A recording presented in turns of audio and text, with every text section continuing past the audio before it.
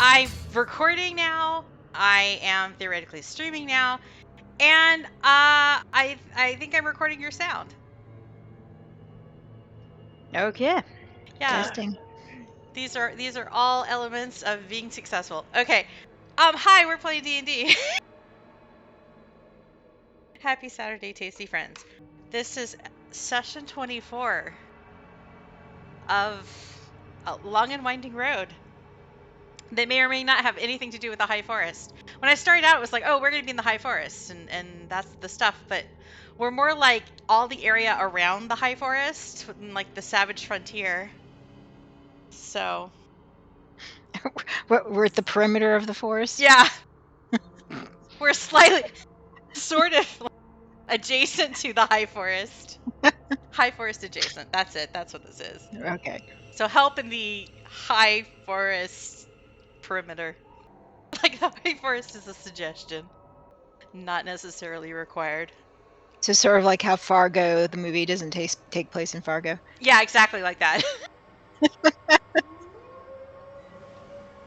We're just assuming everybody's using High Forest accents, though. Who's in the accent, don't you know?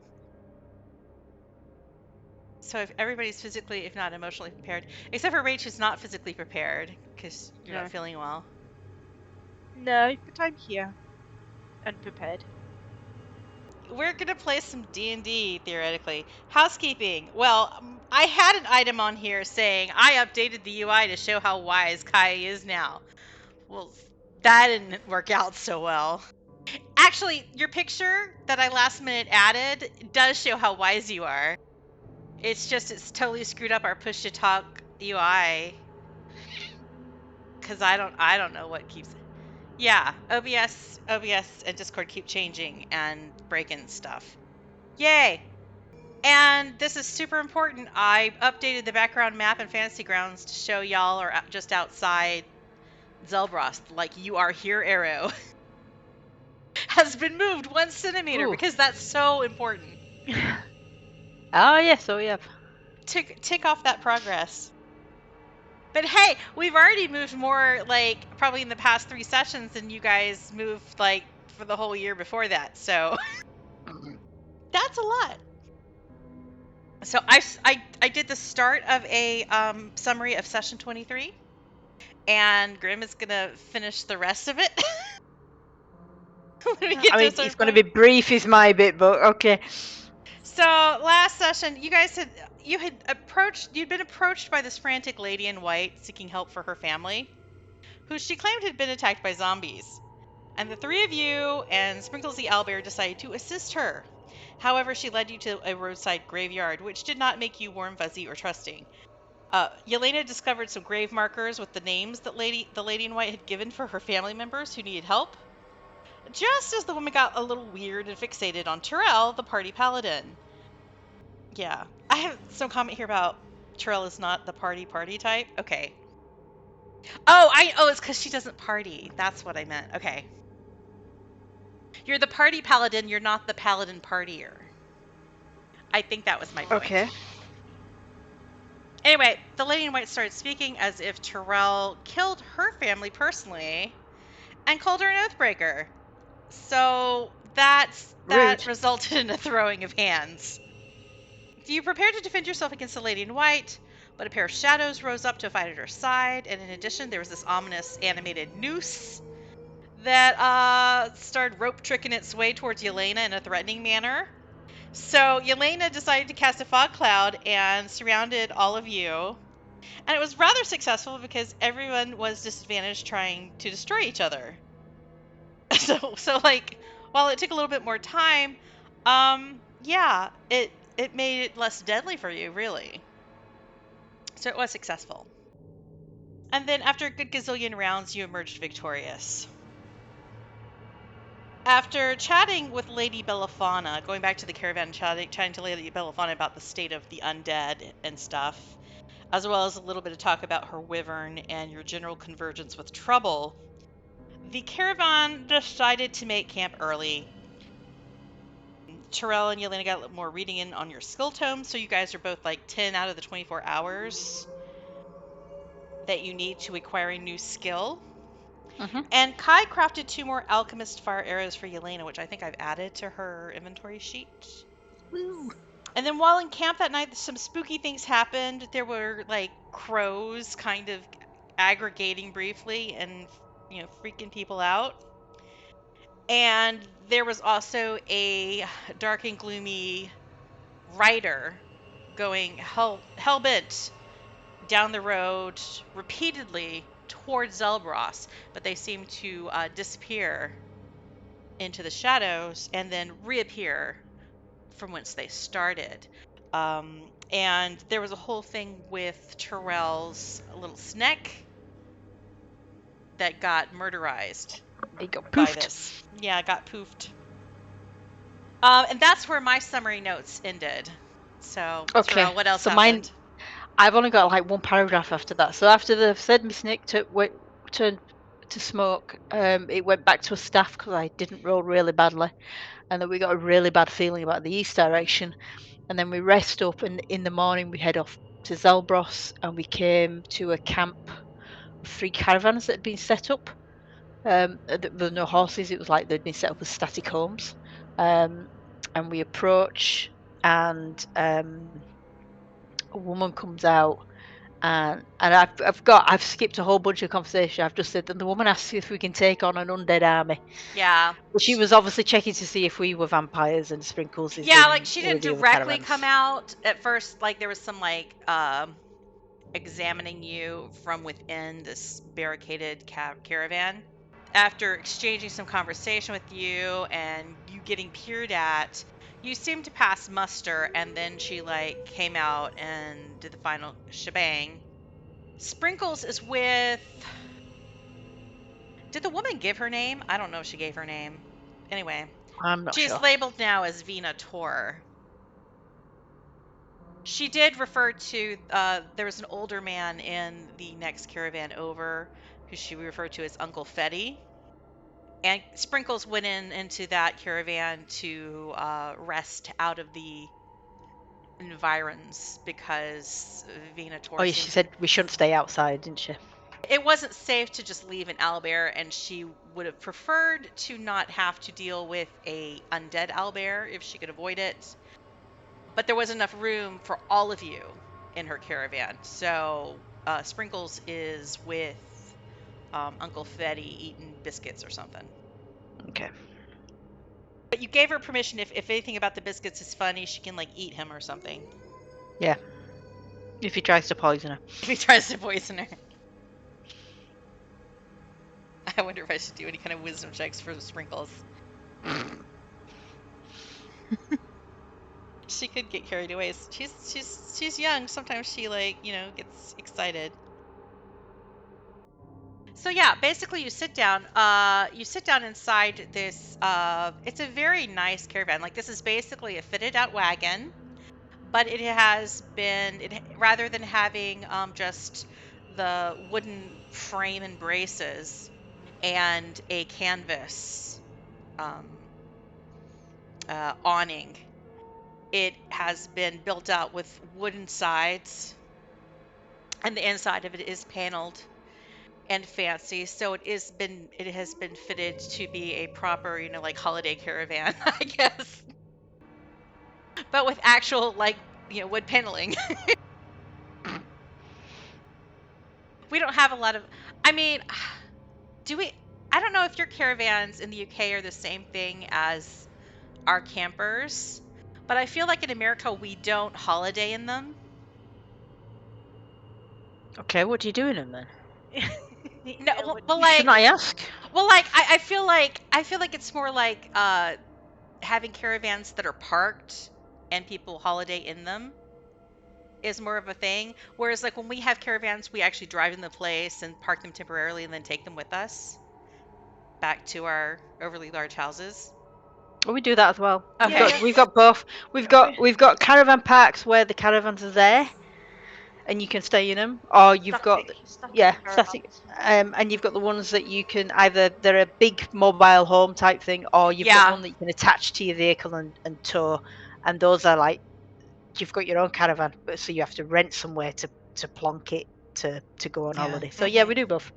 I'm just thinking, but the wrong thing in my tack here is everything I've learned about caravans is probably from Father Ted, so that's probably not a good.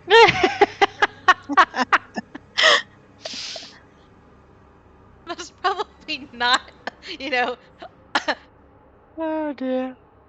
good enough for citation. A reliable source.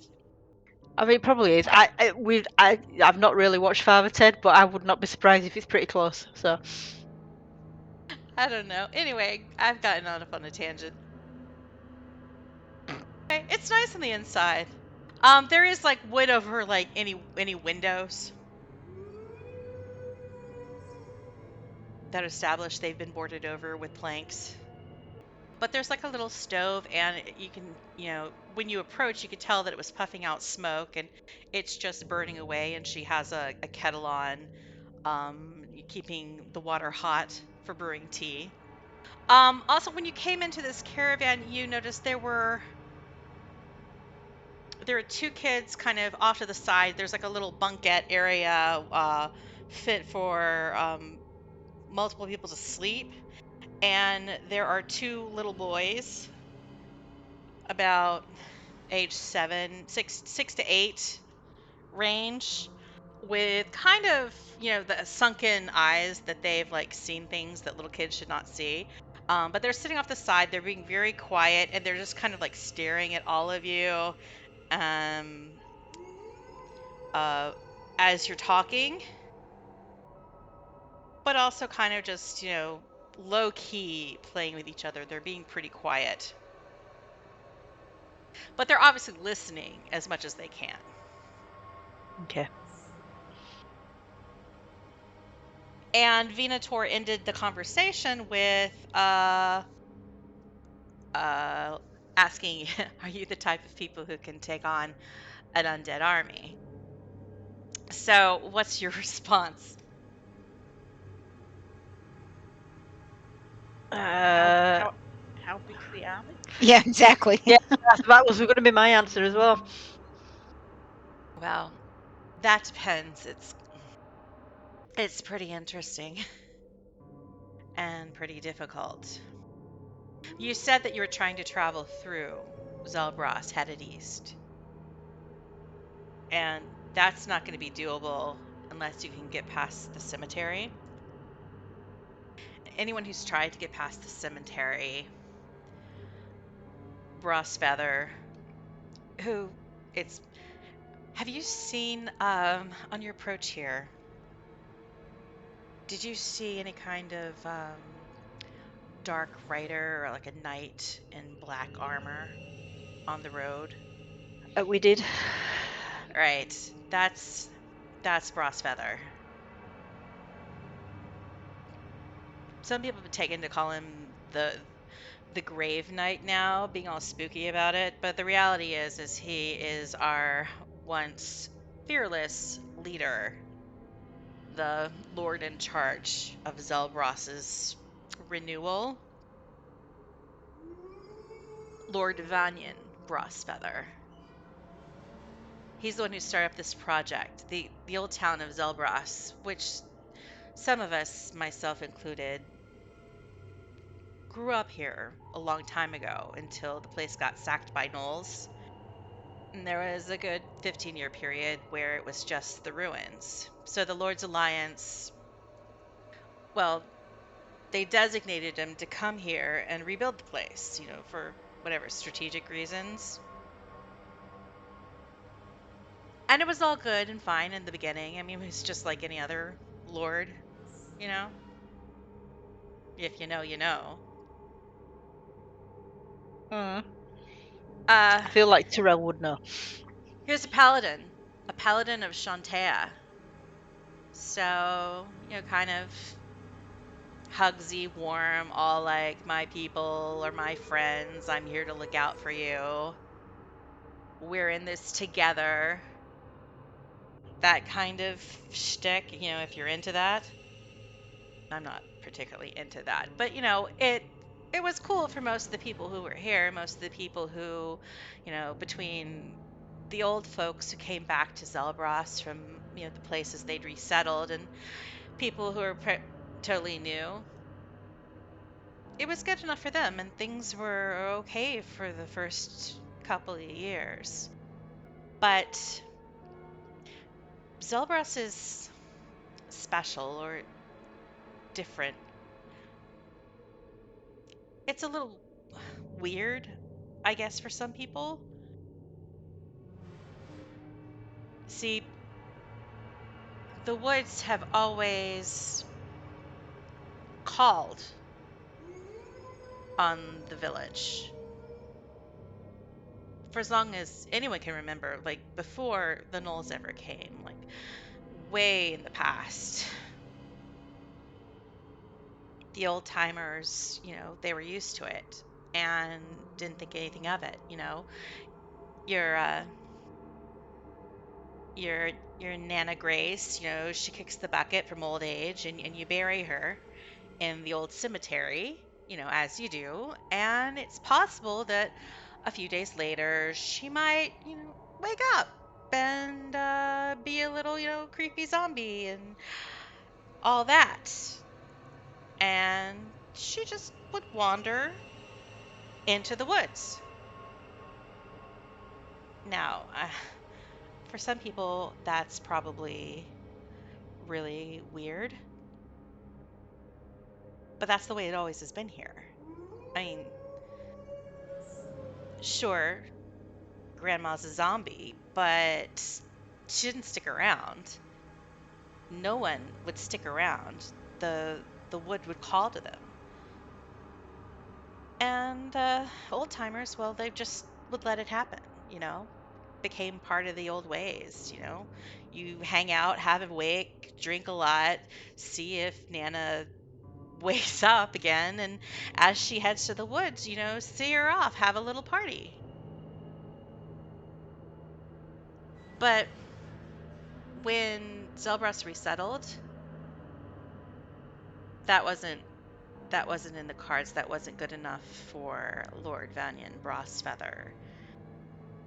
I admit it kind of freaked the newbies out, the whole zombie showing up. And it didn't help that they resettled a cemetery in the village, the north side of town. I mean, that... So they moved the cemetery. Yeah. The old cemetery, it isn't nearly as close to the woods, and so weird stuff would happen way less often. And it wasn't like right in the village, So you didn't have to worry about Grandma getting turned around and, wandering into the inn or the grocers, Cause less of a ruckus for people who weren't used to it. And it started happening more frequently. So he got all lordy about it. And it caused a bit of tension because his first response was to send soldiers to kill off the zombies. When everybody sees a zombie, kill it. But, that was somebody's Nana, And not everybody wants to see Nana get taken out, even if she's undead. It kind of broke up the ritual, the history, the tradition. But no, he wouldn't listen about that. He thought we were a bit profane, weird. But they weren't hurting anybody. I mean, it wasn't a big deal, as long as they didn't make it a big deal. But he insisted on making a big deal. Lord Brossfeather decided he was going to go into the woods and sort this out once and for all and save us from the undead. Whatever was causing them to rise up and wander off into the forest. But that's the dire wood. Nobody goes into the dire wood. It's been like that for as long as people have been here. It's been dangerous. And anyone who's gone, they don't come back, or if they come back different. Like Brossfeather. He marched into the high forest, headed to find the dark wood. the Direwood with a good dozen soldiers, veterans. And he was no chump himself. And he came back alone. And at first he seemed mostly like the same, but he started to change. And by the time he changed too much, it was too late. And now Brossfeather, it's like he's cursed this place. It's like he's claimed it as his domain. It's like everything that he thought he was going to do here to lead Zelbross back into prosperity, it's like everything that he wanted to do was corrupted, and now he's just obsessed with the place and anyone who steps foot on the ground here. So if you saw him, he definitely knows you're here. And if you're lucky, he hasn't decided you belong here. And now, not only is he a danger, but the things that would normally wander into the woods, he's keeping them here. He's calling them here. Most of them, the zombies, people like me can take out. There's folks still barricading in town who can take the zombies out. But there's other things that die badly, things that become corrupted like him, that have aligned with him. Some people don't go clean, and those people have become creatures as well.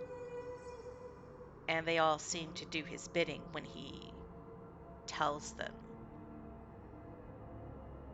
when he sends them to do his work. So when I say it's an army of the undead, it's whatever Brossfeather summons to throw at you when he directs his attention your way. And when I've seen it at its worst, it is terrible indeed. And the closer you get towards escaping Zelbross through the cemetery, by the cemetery, the worse it's going to be. Now, with that happy news, do you think that you can help us sort it out? Can I just clarify a few points? Sure. Clarify away. We've got Brossfeather's been turned in some way by something in the Direwood. He's still got zombies popping out of the ground in the cemetery, so he keeps them. So the cemetery's in the middle of the village now, so he's got control of that. And then he's got other humans that have somehow been corrupted like he has, but maybe not with as much power. Right. Of an unknown amount. Is there normal people in the town? Oh yeah. There are still a few survivors hiding out. Okay. Barricaded in different places. Oh, last I gathered, I mean, every once in a while, I or Uncle Fetty will try to scout during the day. See if we can pick out signs of life. We don't have as much trouble because we've been caravanned on the fringes. He still sends, zombies, dire wolves every now and then. Different creatures taking pot shots at the caravans, but by and large, it's in town. Okay. At the beginning, a whole bunch of people, they holed up at the last place in. But that place got overrun or wrecked. about a week ago. I don't know where those people are now. But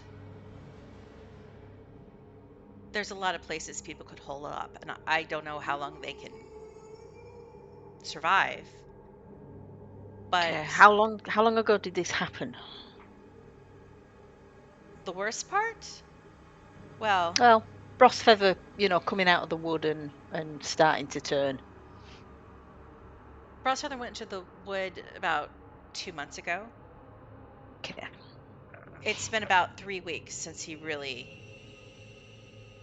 went bad. When he started... See, at the beginning, his demeanor just changed. But there reached a tipping point where he just started... would snap and cull people. And then when people finally fought back and stood up to him, that's when he started calling the dead.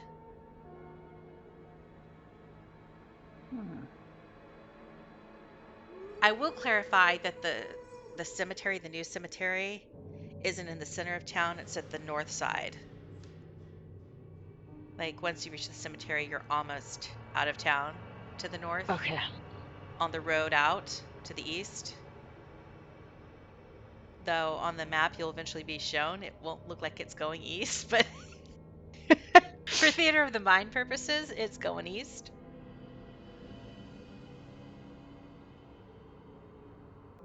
Okay. Team huddle. Yeah. What if we take? What do we? If we take him out, does that solve the problem? Like he cut the head of the snake, and I mean, theoretically, it would just be one. Yeah, I mean, presumably, if he's keeping the zombies here, if that's what his power is, then getting rid of him will allow them to wander off into the forest like they used to do. Right. It's just what happens to those other humans that are like his lieutenants. Yeah, Veena Tor's like passively perceptive, like saying, yeah, that's pretty much what I'm thinking.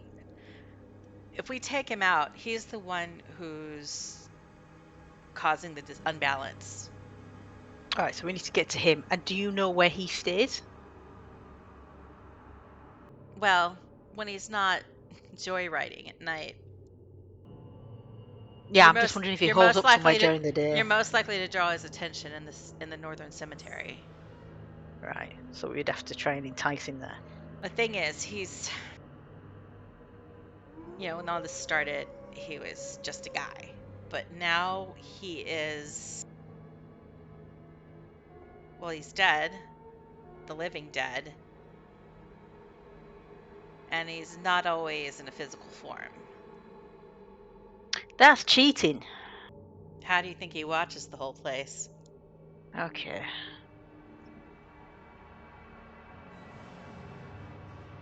I mean, do you think he's some kind of vampire, or is he something else?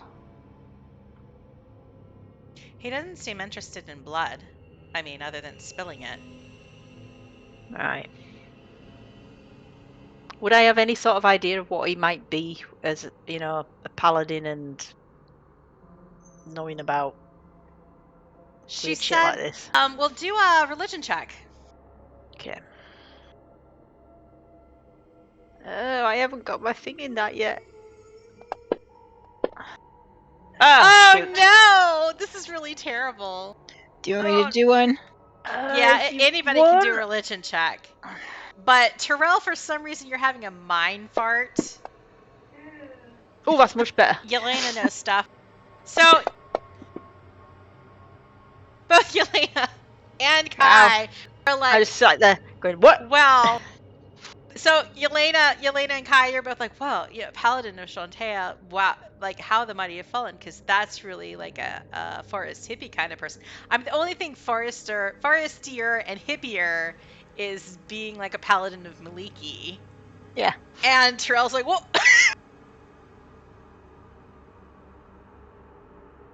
And Terrell's like, how did I forget that? Oh yeah, Chauntea. So according to this, Chauntea, the other big nature god. Yeah, life and bounty according to this, right? Yeah, she's like, yeah, really old. Not an elven associated god like Maliki is, and not specifically associated with the forest like Maliki is, but in terms of like, agriculture, fertility, all that stuff. One of the fortresses, the enclaves, or the great temples of the Emerald Enclave, is at a place called Golden Fields, which is a temple of Chauntea, which is just to like kind of the southwest of Waterdeep, which I think Yelena's been to before. I think somewhere in the backstory, one of you two have been there before. I'm going to say it's Yelena in this moment because Terel rolled a natural 1. But we might be contradicted because I think back in early games, like session 1 or 2, when you guys ran into an animated tree that came out of the High Forest and gave visitors to Honeyfest the candied apples. One of you recognized the kind of creature it was because Golden Fields has like animated trees, living trees, treants that like walk the grounds and assist with the agriculture there as part of the temple. Yeah, is Golden Fields near Oakshield? No. All right, okay, so it's not that then. Not remotely close. Fine. it's like 1,000 miles in the opposite, in like to the southwest. Maybe not 1,000, but like at least 500 miles. It is definitely closest to Waterdeep as a I'm going back landmark. and I am checking my journal to see if I wrote down. But that's kind of a tangent. Basically, if this guy was a paladin, and she says he was like a strong paladin, take that as you will, of Chauntea, that if he is now this undead creature, that is, collecting the undead and killing people and causing the ruin that you've seen thus far, he has definitely gone the opposite direction. He's been corrupted. Okay. That this is anathema to what a paladin of Chauntea would be about.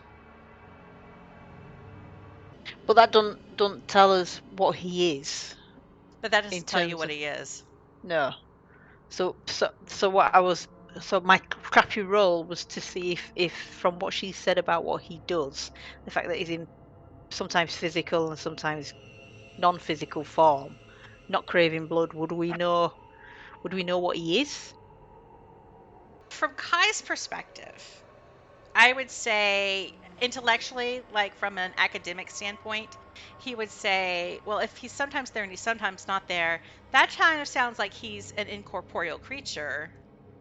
Or like he's either incorporeal or he has the ability to like do a lot of misty steps, or he maybe is one of those kind of creatures that can step into the ethereal plane temporarily. Right. Which would, at least based off of your experience watching what was happening in the road the night before, might make sense. That would kind of add some arcane explanation to what you've observed. Does that completely allow you to diagnose what kind of undead creature he is now? No, there's a lot of undead creatures that are potentially incorporeal and can do stuff. Okay. That are similar. It does kind of suggest that he might not be a vampire, though vampires can turn into like mist forms. So it's still a little squeechy. Yelena, you don't have a lot of experience with the undead. Well, it's one of your favorite enemies, though, isn't it? Yeah. I mean, what you do have experience with, you haven't had a lot of experience with incorporeal creatures. And you do know, you have heard a little bit about the dire wood as well, like in terms of stories.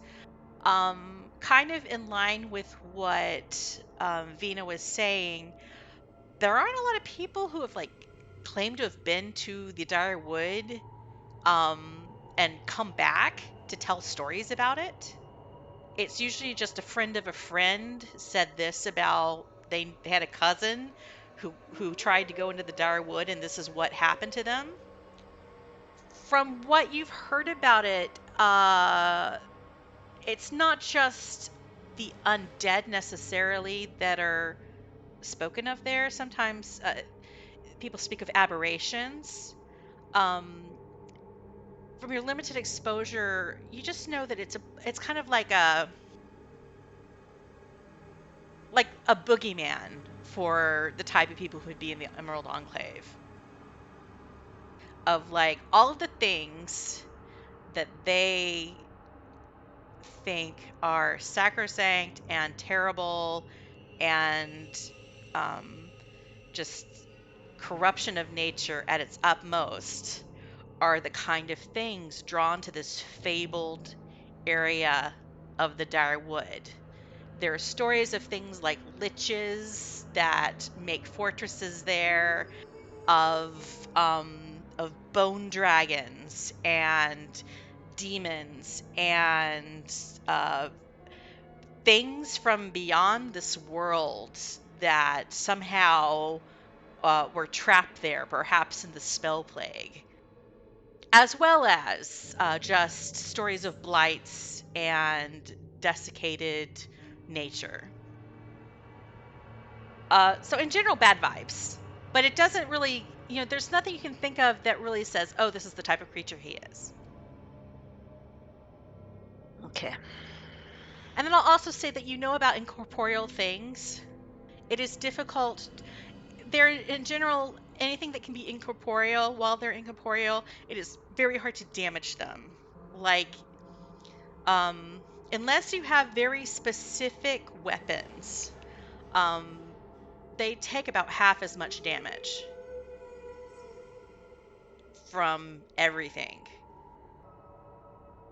And I think Yelena and Kai from an alchemical standpoint, or like someone who does arcane crafting, because he does that now, and Yelena from a ranger standpoint, having undead as a favored enemy, you know that there are things that can be created that would help against this kind of creature. But as far as you know, it's like people who have, experience in it, like maybe Kai, or like a religious clerical person. Or the type of person that Lord Brossfeather used to be.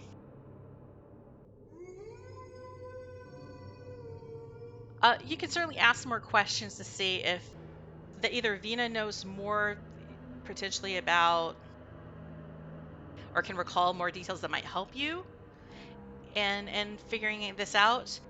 And then there's also the possibility,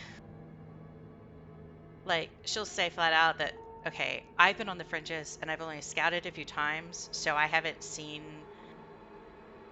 the down and dirty of everything that's happened. Uncle Fatty and I kind of cut loose, as soon as things got hot. But if there's survivors in the village, if you can get to them, they're the people who have seen a lot more of how he operates and what kind of creatures you'd be dealing with. I just know he's got a lot of these dire wolves that are part of, they're undead now, and he sends them out to bring people back. He seems to be able to summon those at will. Right. The zombies, yeah. I mean, if he wasn't here, given enough time, they would probably all just wander into the woods and not come back. That's what usually happens. It's him that's keeping them here. I wouldn't be surprised if the wolves acted the same way if he wasn't, commanding them. Right, head of the snake. Was there anything he was fond of in life that he might be drawn to? Being a bitch-ass boss lord guy. I mean, he liked, money. Yeah, I'd say he liked money. I'd say he liked being the figurehead. He liked the touchy-feelies of being the one who saved the town, who brought it back to life. He was a big talker. Let's put it that way. He was a big talker. And I won't say he didn't, do some things that would have set up a nice operation here. The whole reason why Zelbross is here is because of resources. There's this particular clay on the riverbank. They call it like the Shining Banks. It makes this really fine porcelain. And the crafts that can come out of that porcelain are pretty lucrative. For anybody looking to get a cut of that, they could make some nice change. I'm willing to admit that Uncle Fetty and we came back here not necessarily out of sentimentality, but trying to get a piece of the action. But Brossfeather, as the head of that, he's already sending back shipments to Waterdeep before all this happened, making a pretty chunk of change out of the goods the artisans were preparing here. But most of the artisans, they're dead, so that's a hiccup. He was a religious man, so I guess he was all into, nature crap. Before everything went down, there's a lot more greenery. There are times I heard him talking at the tavern or at the inn. He did like wine. That's something. There were times where he started kind of talking about Loudwater. Like, if Zelbross was successful, that would be the next stop. That he could keep going east, expanding his, the bounty and his beneficence, and it was just blowhard shit. But yeah, he'd talk about bringing Loudwater back to life. He'd talk about, lending aid to the dwarves at Oralbarl. He'd talk about that place that got wrecked about 10 years ago. What is it? Yeah, wrecked by the dragon cult, Parnast. Yeah, he used to talk big about how he'd show them how it's done, and the Lord's Alliance would give it to him as well. That kind of stuff. He had an ego. I'll say that. He had an ego, definitely. Which probably is, why he's such a shit right now. Corruption doesn't make people things. It just brings out their worst traits. Right. Trying to figure out, and that's sort of what I'm thinking, is there something about him that could be baited into, I don't know what, it all seems very abstract. I was wanting something like gold or chocolate. People. So we could just leave out to see if he'll come down and sniff at it. Yeah, exactly. I wouldn't put it past a really good bottle of wine. Maybe, cocking an eyebrow or something. But by and large, it's the people. It's what I said already. You tread on the ground here. He claims you as one of his. The villagers of Zelbross, they're all his. And he wants them. And anyone who's alive, he's not going to let them go. So I'm thinking Belafonte would be a really good bait. I was trying. Yeah, somebody we need to dangle as bait. I guess ourselves. I mean, I could make it very obvious that I'm a paladin of Maliki and see if that, causes some aggravation for him. If you go into Zelbross proper and then try to leave, I don't know if he'll come about after you directly. Let me be frank. But he'll send something for you. If they speak well. So I'm looking up at favored enemy. When you gain this feature, you also learn one language of your choice that is spoken by your favorite enemies if they speak one at all. Yeah. I don't know if does he have another language? We have a language now called Dead Tongue. Yeah. I am trying to think for out you. of the box. Just for you. Because they're your favorite enemy. That's right. So, I think undead have a way of communicating now, even when they don't have tongues or voice boxes. Well, I've got advantage on survival checks to track him. I've got divine sense. Yeah, when he's corporeal. Oh, does that not work on bloody ghosty? If there's nothing physical to track, it's going to be hard to track him. But you'd be able to track physical things that he left. Like the night before, when you were looking at the road, you could tell that there were horse hooves over a section. They were like headed toward Zelbross, but they started and ended at different spots. So like for where those like horse hooves were, you could totally track that. And you definitely had that sense, like a amorphous kind of sense of the shit is over here. But it wasn't finite. It wasn't something you could pinpoint at that time. And that's the problem with the incorporality, is that it's not giving you something that you can really be like, bazinga, you are here, put a little X on it. Yeah, your whole where's my phone app isn't working.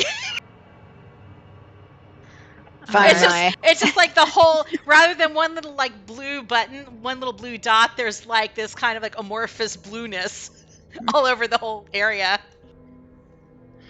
Right. But she's told you that he tends to stay closest to the cemetery, and from what she knows, that people try to leave.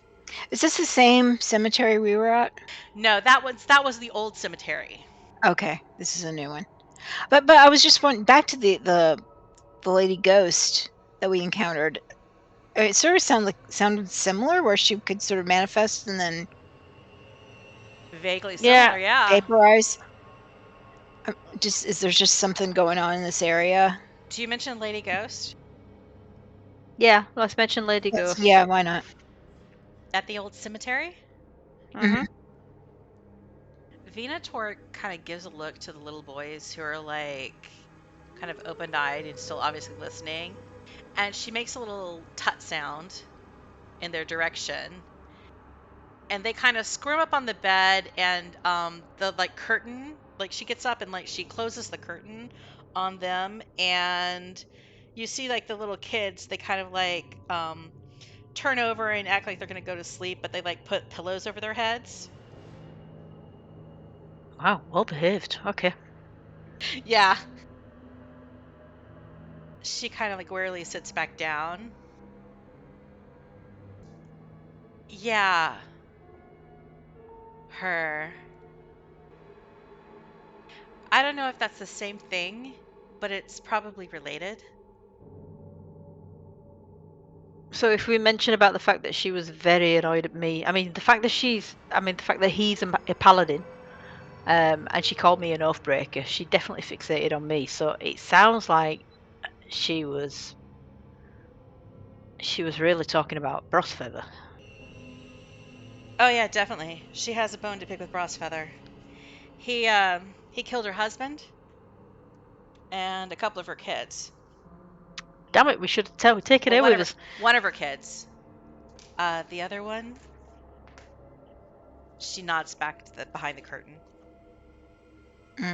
She was a bit of a... Yeah, nobody liked her. I'm frantically looking up her name. Did we even ask her name? We just followed this I'm lady. not sure you even asked her name. It was probably up there on one of the gravestones. I found it! I found the lore! Or did I find the lore? I found some of the lore. And you know, she talked about it being the old... That woman, before she went a bit wonky, she talked about it being the old cemetery. And she did say things, you recall now that she said things that it wasn't right when they built the new one. But, Veena, Rue Claybank. She was a bad mom, I'd say. I mean, kind of awful. She was in it for herself. She was selfish. Like, when things went bad, her husband was one of the first people the Brossfeather struck down. But when things got bad and people started running for their lives, she left her kids behind. She left them to fend for themselves. That's how she wound up dead. You know, not everybody takes kindly to people looking out for themselves. I should know. But, yeah, she wound up hung up by the neck. She just assumed both of her kids were dead, you know? She didn't go looking for them. She just assumed it. And maybe that made her a little crazy. But that's just the kind of thing I said, you know, most things that die in Zelbross, if the dire would calls to them when they rise up, it's pretty harmless, you know? If you don't bother them, they'll just wander back. And as long as nothing like Brossfeather is keeping them here, you know, telling them, forcing them to cause a ruckus and attack people, they're benign. But there's some things, some people who are nasty or selfish or cruel to begin with, that when they're faced with death at the hands of Brossfeather or his minions, well, they don't handle death so well. And that's what makes things like Rue Claybank. That's what makes them haunt cemeteries and shit.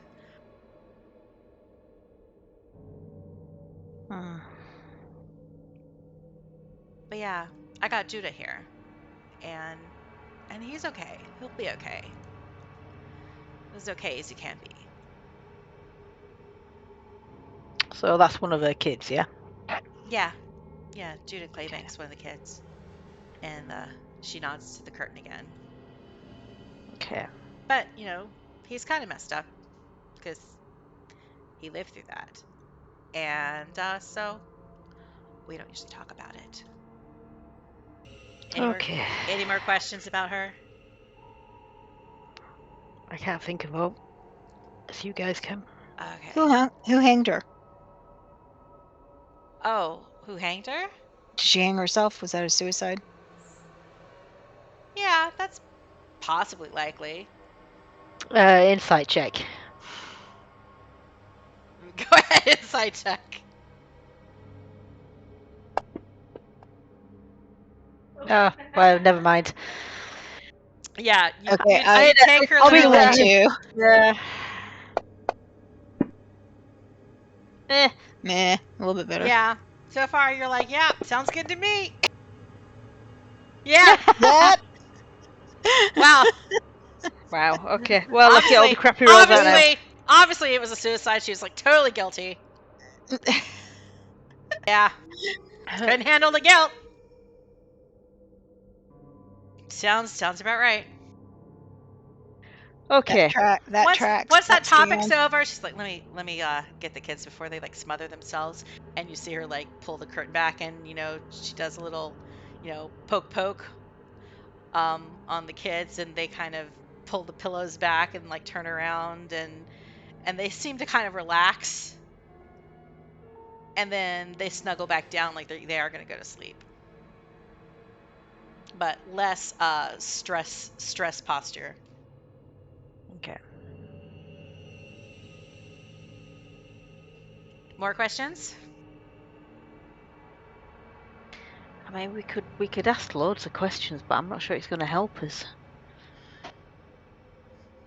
I'll say the people in town that were most likely to survive, I'd say, other than me and Uncle Fetty, the blacksmith. Yeah, he was pretty cool. He could make things, armaments, armor, weapons. I mean, that's invaluable. So he could take care of himself, and he looked out for other people. So for better or worse, he might still survived, or that might have gotten him killed. But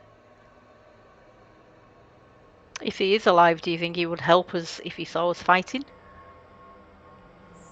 yeah, I think he's just the kind of guy who would stand up if he saw other people fighting. Okay. So we could get some inside help from town. The other one is the warden. Brossfeather's kind of second, not the second in command, but he was one of his men, one of the ones that was left behind to guard the village when the rest of them went into the Darwood. Warden Culpepper. He's also a paladin of Chauntea. In my scouting, I haven't seen any sign that he didn't survive. And there was a cleric too. I don't remember their name. They're both part of the church. Those are the kind of people you would need on your side, probably. At least maybe be able to help some. I don't know. Here again, I don't know if they've lived, if they've survived. But compared to the potters and the artisans and just shopkeepers, the kids, I mean, there's a lot of, the survivors I have pulled out have been kids, because they're pretty good at being quick and fitting into small places to hide. Yeah, those are the ones I would look out for that might be able to help. If you have a plan,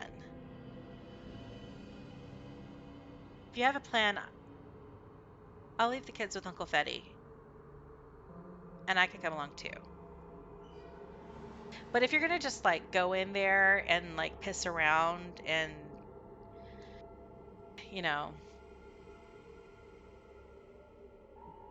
bang the doors and try to get him to just come for you right off without having any kind of plan, I think I'll hang out here.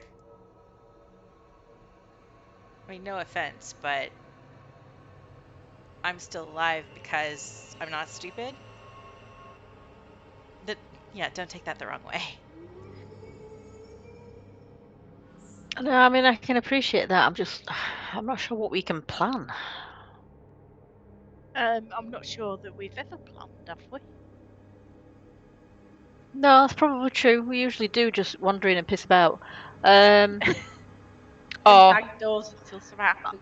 Yeah, or I just make a lot of noise and see what comes running at me.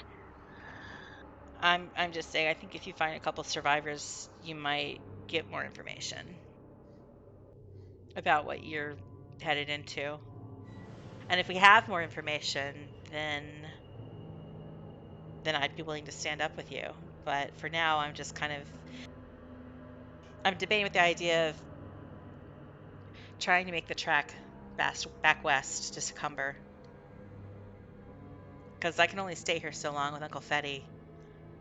Don't really want to travel with kids on the road, Not used to traveling with kids on the road. I'm not quite sure what I'm supposed to do with them. But we can't stay here much longer. I mean, We could potentially offer Parnast as a alternative if we can kill him.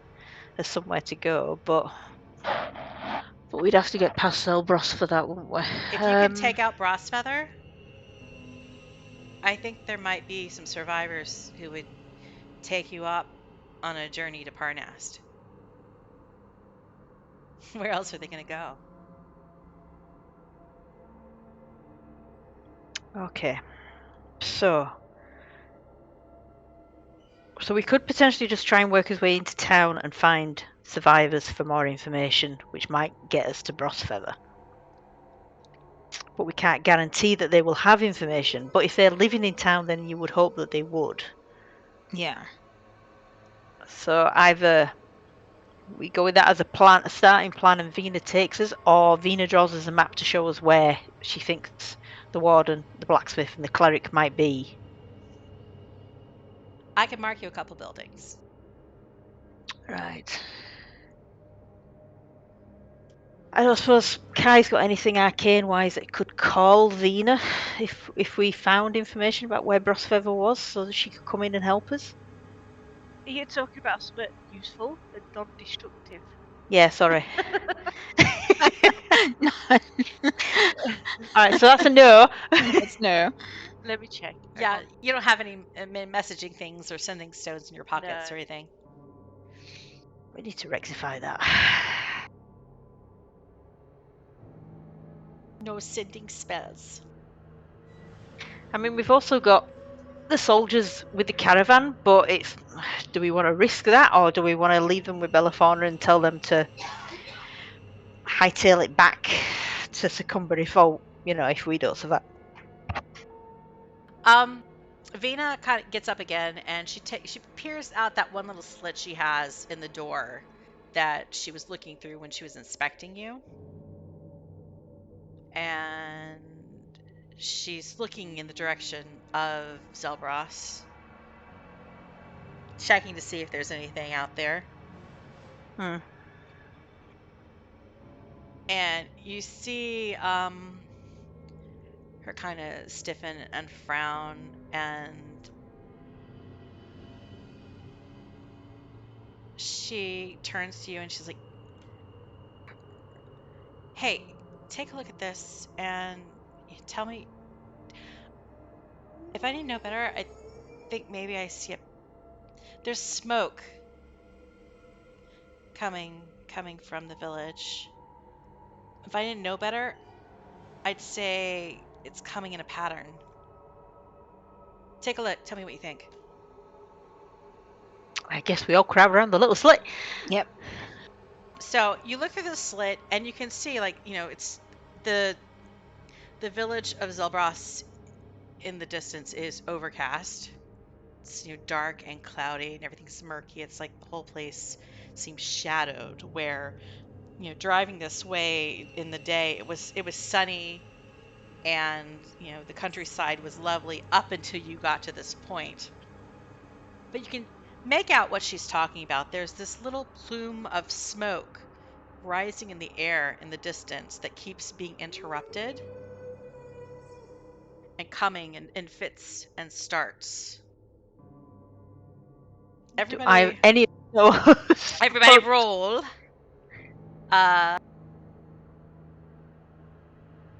Roll another insight check. Oh no. Yeah, I think insight. Maybe survival. Why have I got 2? Why did I roll 2 then? Oh, because I'm proficient. No, I don't know. You had advantage somehow? I'm not sure. It doesn't say I dropped one, so either that or I've just got the same dice colour as someone else. Yelena has picked out that it's a code. That this looks to be like some kind of, for better or worse, like Morse code.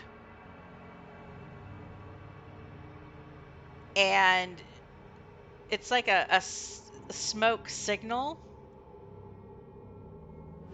The fantasy version of Morse code. And she sees it as an SOS. Coming from, looks like the southeastern, kind of eastern side of the village.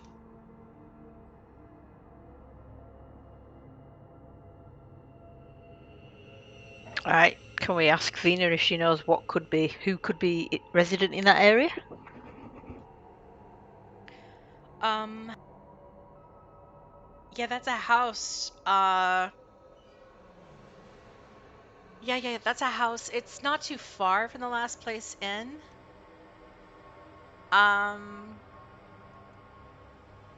Let me see if I can like draw out a map.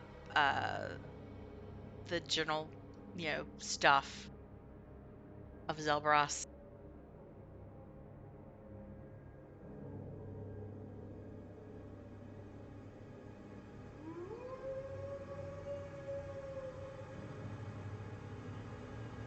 I'm sharing another map.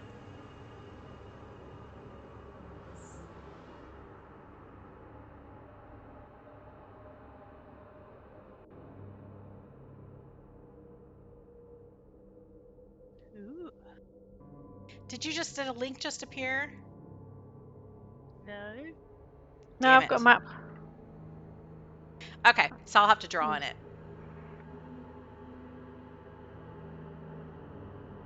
Where is the pin now? Okay. I can see the green pins. Okay. Yeah, me too. So, the green pin to the east, that's where the smoke's coming from. And the green pin to the west is the last place in. And she thinks that's probably empty now because it was taken out. It was overrun. Yeah, she thinks it was overrun. I mean, she's not sure if there were people there, is what she knows. At one point there were people there, but she thinks it was overrun, and she's not sure if there are any survivors there anymore. And then the other place she'll mark is the blacksmith. The actual blacksmith shop is there.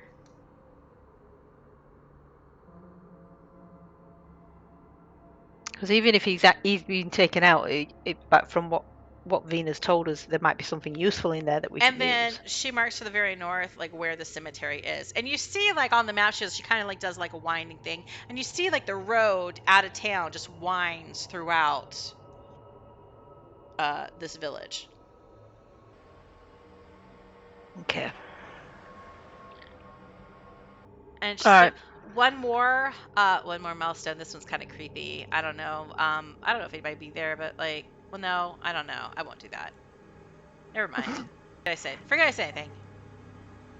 Is that the DM or Veena telling us that? That's both of us just being like, yeah, right. Yeah. This is enough. I'm just being extra. Okay, so it seems to me that we need to get into town to at least try and look to see if we can find some people that can give us some more information about how to get to Brossfeather, or how to get into where we are. Right. Or we just work our way north to the cemetery and hope to find him there. I think let's talk to people first. Okay. So you have two spots to the south side of town. Okay, what's the way into town? Is it to the south, to the west? Yeah, like if you leave this caravan and you continue headed a little bit to the northeast, I mean, you can see it from the road. Like, this one particular caravan is parked in the middle of the road. Or maybe this one's more offside, because there was 3 caravans, one of them was not occupied, but like there was at least one caravan blocking a lane of traffic. Like the traffic headed east that would go into Zelbross was blocked, but the side of anything coming out of Zelbross, like say if it was a merchant carriage that you encountered before, is not blocked, allowing them to theoretically get away. So you just keep following the road, and it's going to take you to Zelbross. Yeah, but whereabouts? Where would we come into Zelbross if we follow the road? You would come into Zelbross. Oh, let's go back into dry mode. The red X. Cool. I mean the green X. Right. Okay. So the next question is, do we want to take Sprinkles with us? Because I feel like an extra fight would be handy, but it's like, do we want to risk it? Your owlbear? Yeah. Well, I mean, how safe do you want your owlbear to be? Well, how safe will any of us be if we get in there? That's true. But she's kind of big. Not full size, I can tell, but... If you're thinking she can't be sneaky, I can't go. No, it's not a matter of sneakiness. It's a matter of, like, fitting into small places. You know what I mean? Okay. I think that'd apply to Terel as well, to be honest, with the armor and stuff. But it's a good point. So if you think she's handy and capable, and a bit of winged muscle, we could go for it. Alright, so my thought is either we take her with us as extra damage, or we send her back with a note to Bellafauna. So that Bellafauna knows what's going on. I like the latter idea, just because, I mean, your owlbear didn't fit in a single caravan with people in it, so if you, like, run across a place that has people barricaded up, she probably won't be able to get in. They might not be able to accommodate her, and, you can't leave an owlbear alone out in the streets. That's just asking to have your owlbear dead. You're willing to risk it? I mean, it's your owlbear. I just hope I don't have to, like, fight your undead owlbear. Will she be alright? How far away from Bellafauna are we? Bellafauna well, it's daylight, about... innit? Yeah, it's still technically, like, mid-afternoon. Oh. So she should be able to get back in time before it turns dark. And once you head west, it'll brighten up, and it's just like normal road. But the caravan is camped closer to the old cemetery, which is about a mile away to the west. So it's like a 15-minute tromp. So she should be alright doing that then. Yeah. As long as she does what we tell her and doesn't decide to go chase butterflies. And she doesn't, like, run into any, dire wolves or something. Oh, crap. But this is the best time of day. I mean, if you need to go somewhere to go it alone. Once she gets away from Zelbross, and she hasn't been into Zelbross proper yet, so that's on her side. Alright, because I don't think leaving her here in your caravans is a good idea, so... What? You don't trust Uncle Fetty? She'll eat him out of the house. She will devour all his food. That's probably a good idea. Then Uncle Fetty gets a bit. And he gets a bit feral when he runs out of bickies. I mean, I could understand that, but we do need to let Bellafauna know what's going on, and we need to give her a time limit so that if she doesn't hear from us, she needs to leave.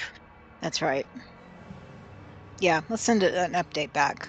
Okay. All right, so we write a parchment. We've got parchment, haven't we? Yeah, yeah. Kai has paper.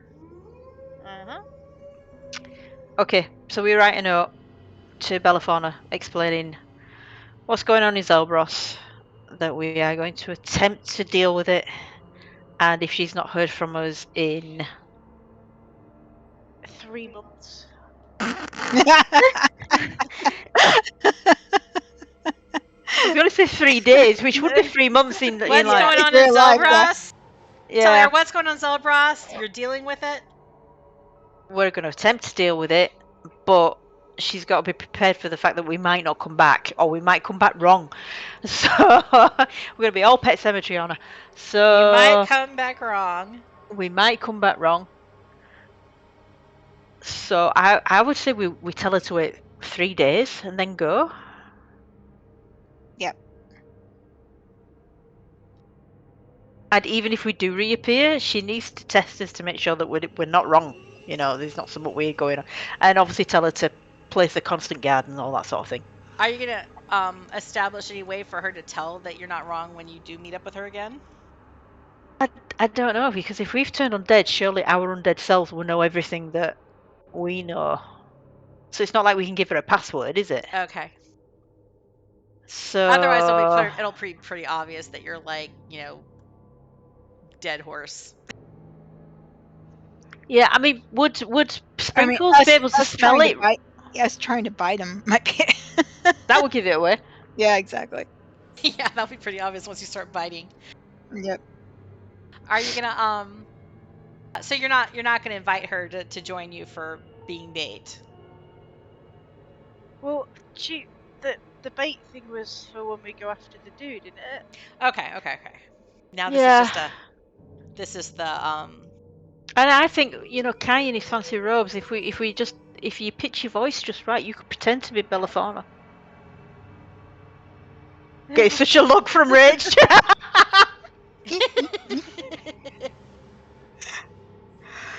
We could try. Well, I mean, you got prestidigitation now, so you could like do your hair up. Yeah. Get rid of the scruff.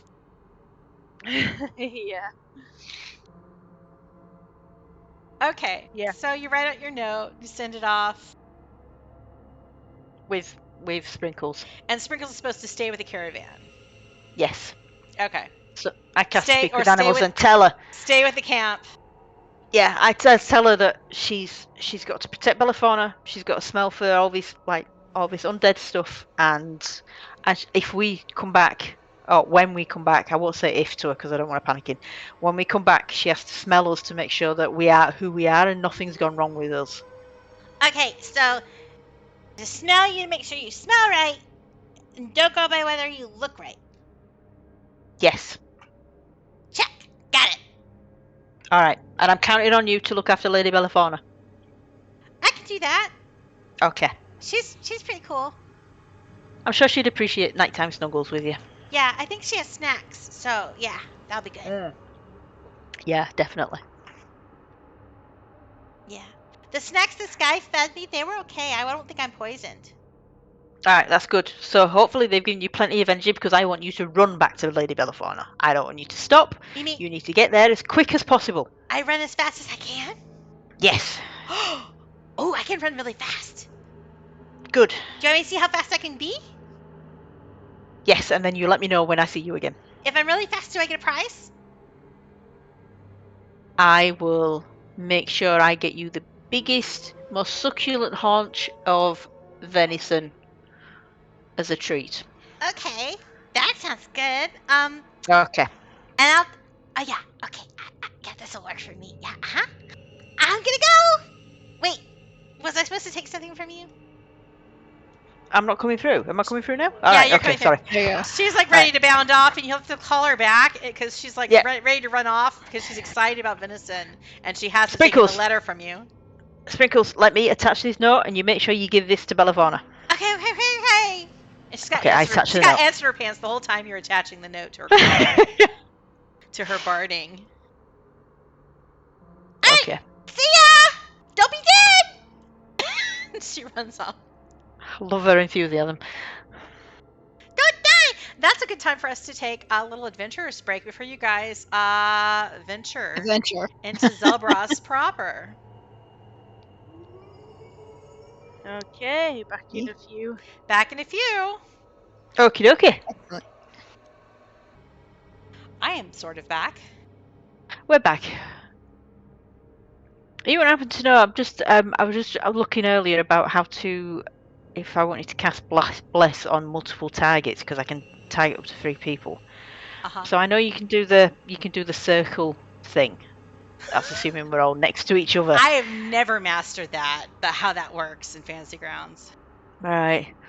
Because I've googled it and I read something that said you can control and click on each target, but that doesn't seem to select multiple people. Yeah. Wait, are you doing it? Because bless only lasts a minute, right? Yeah, I'm not doing it now. It's just I'm trying to work out how to do the target so let me that. fiddle something. Taking off token lock mode just in case that affects this. But you said control and click on them? Yeah. So if I do it to me, it works, but it doesn't work when I click then on Kai and Yelena. So you've got the little target thing around Veena now. I just thought if I could cast it, it would save having to tell them to remember to roll a d4. Oh, I suppose it don't matter. It does say the target can roll a d4 and add the number. which suggests it's optional. I'm back. Hello. Oh, I was just talking and I was pushing the wrong button. Hello, welcome back. It allows me to do it, but I don't know if that's because I'm a DM and you're not, or because I feel like you should be able to do it. When I highlighted you and then I control clicked everybody else, I was able to add them to your targets. Right. The thing is, I don't know what happens then. Like, then what do you do to do everybody on the spell? Like, what do you drag to? It says I just click this spell thing. Oh, that's a good point. You know what? I'll just tell people that I'm casting Bless, and then they have to remember to do the 1d4. You have to remember to 1d4. Actually, it's fine. One day we will learn the secrets of how to do things in Fantasy Grounds. I know. You see, that was me. I thought I'll do something useful while we're waiting and try and work this out. Yeah, to me, this is one of those tips and tricks that I've left out in the wilderness for a really long time and haven't figured out how to do. But apparently, I might know how to at least target people now and untarget them. Okay. Which is pretty cool. Let me untarget the people, though, because if you don't remember to untarget, that, oops. Stays. Okay. So you don't have any targets now. So I'm looking at the map of the village, and I can only pan up. It's not letting me pan down for some reason. Am I doing something stupid here? I don't know. And I lost the map of the village. I'm the sharing. Oh, maybe, I don't know. Does it matter if you guys are on it or not? I mean, I tend to because it's massive. It's way bigger than the size of the screen, so I tend to reduce it and then do it fit to screen. Yeah, this one's like a bigger one because it's the village. There's also some target map. I've added some kind of target to the map that doesn't signify anything, and I don't know what I did. That pink one. That's me. That was me. I was messing around. Oh.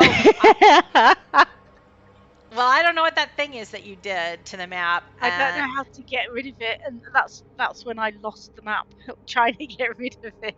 Because you closed the map. Yeah, it's the weirdest thing. That's all I can do is pan up. Weird.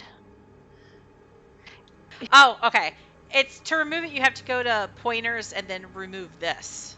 Oh, it's gone. So yeah, that worked. Pan down is supposed to be capital S as well. Using your WASD. Does WASD work for you? And there's also zoom out and zoom in buttons now. That didn't used to work. Wow. Crazy. Is it still terrible? That works. Okay. I was like, is it still terrible for you? New update, who dis? Right. How does Fantasy Grounds work? We have an update. Part of me is like, why is it not? It's bothering me that the little buttons are not working. It's like, what setting have I got on here that is making it janky? Yeah, because the buttons should work, and I don't know, like somehow you're incompatible with buttons. Yeah. Wait, did you update before we played? I did. I don't know. It's magic. I mean, this is probably should be a bug reporter or something, but lazy.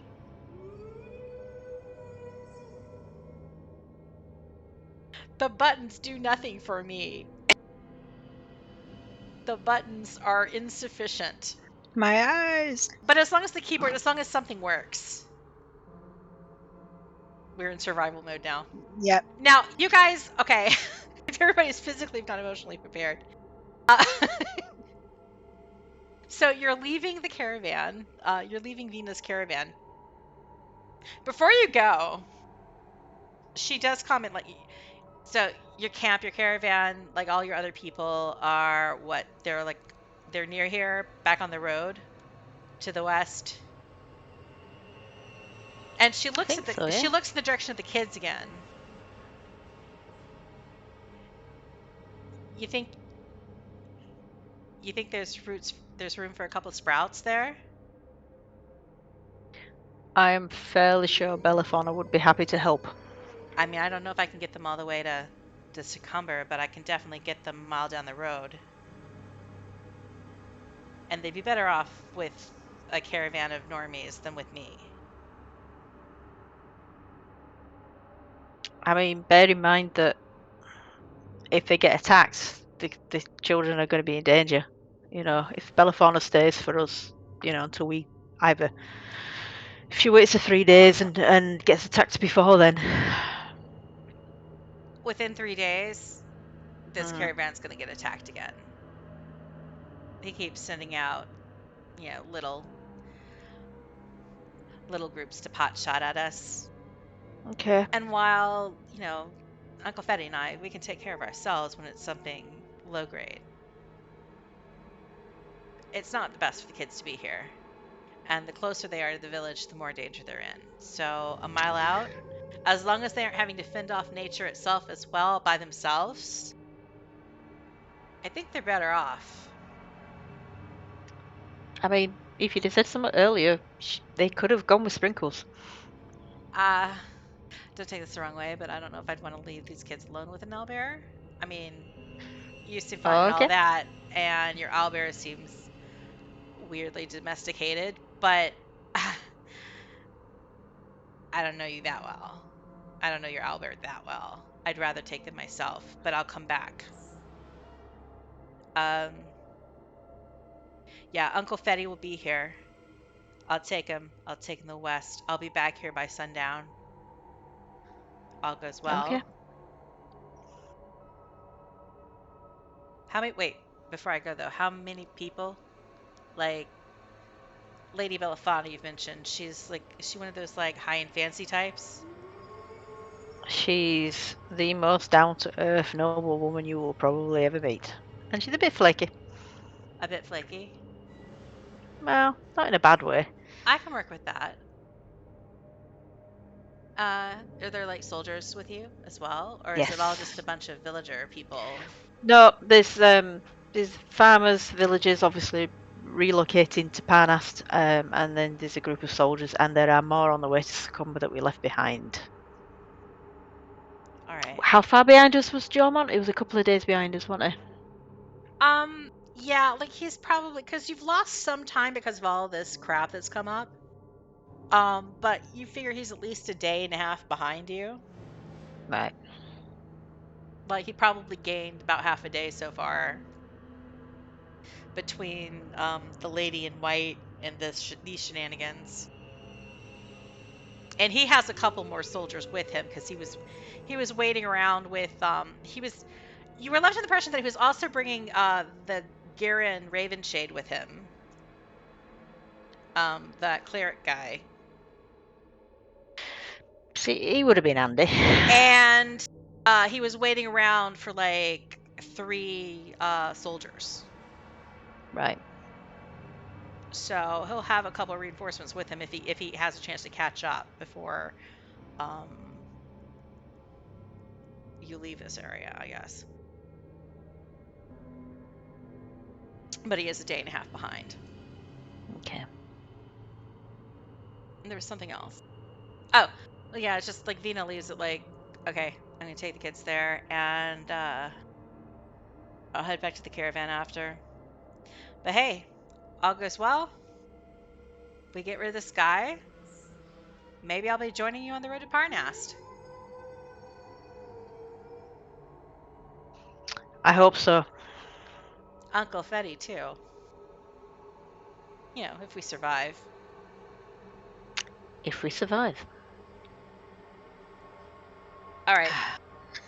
So I'm going to move you to that village of Zelbross map, just, you know, representationally. Since you're leaving the caravan. Just going to put you boop, boop, boop on the fringes. Oh, look, we're tiny. Ooh. Yeah, you're tiny. Just 3 little adventurers in a big, scary willage. Please don't call it a willage. A wee willage. A Oh, wee no. willage. No, that's worse. Getting worse and worse. Okay, but you're like there. You're like just like, well, I'm gonna say you're not like, because I don't want to like, but you like leave the caravans and you head down the road, and you are just outside the village gates at this point. And as you look through like the arch that is the village gates, I mean, they're open. There's nothing blocking it because the road leads through here. So there's like this expectation that there is normally expected to be, however little it might be, because this road does not see a lot of traffic, even before this crisis, at least not nowadays. But the historical expectation is, yeah, there's merchant traffic that goes along this road headed between east and west. So while you can see like kind of like the hinges of there like being great barricaded wooden iron gates, they have been opened. There's nothing blocking your path into the village. And what you see looks pretty desolate and gray.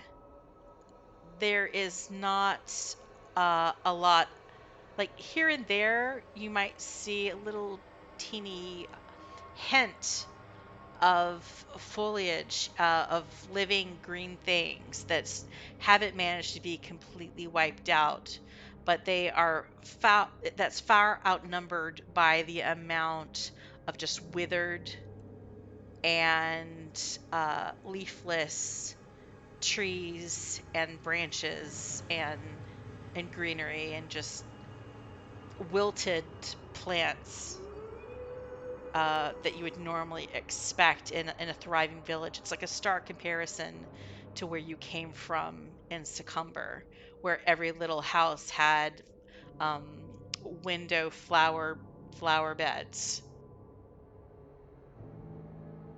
and it was like bright and colorful. This is gray and unsaturated.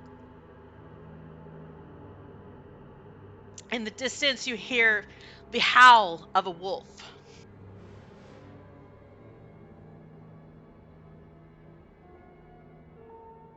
Yelena, with your keen sight, you can pick out here and there what you think is slumped bodies, unmoving. Mm-hmm. There's Do, here and there, do if you not look closely, do not like. if you look closely, you pick out signs of carnage, things that are unsettling, that make, beyond just this village being desolate, make it beyond just the hint of sinisterness. It becomes palpable that this is a dreadful place, and you are standing on a precipice of being within it. There's another faint caw caw caw of crows, again at a distance. Not the congregating chatter that you experienced the night before. They're busy elsewhere.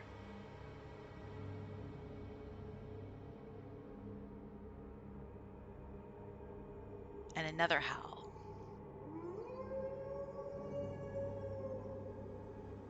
That was really good. I didn't even cue that. Okay. Don't want to cast Divine Sense because I suspect I will get pinged left, right, and centre. You guys can do a perception check. Mainly because we've had 3 rolls the whole game so far. Terel needs to change the dice colour. Terel and Yelena, you don't really pick out anything, but Kai, you notice slightly to the northwest, in the direction that Veena had marked as the last place in. You pick out a figure standing almost up against that building. It's in the shadows, and it's barely moving, so it's it's very difficult to pick out. And you see that like Terel's like looking at some speck of dirt that's gotten on her armor and like, rushing at it madly to like clean it off. Because she's a bit obsessed that way. And Yelena is more focused in the direction of the smoke signals where you think there might be, maybe you saw the SOS. So she's like kind of business. But you've noticed there's this figure, and that if you're going to head towards that abode that has the smoke signals, you're going to have to pass this figure. Maybe stealthily. You don't have to get up right next to it, but you're going to have to get at least 15, 20 feet away from it.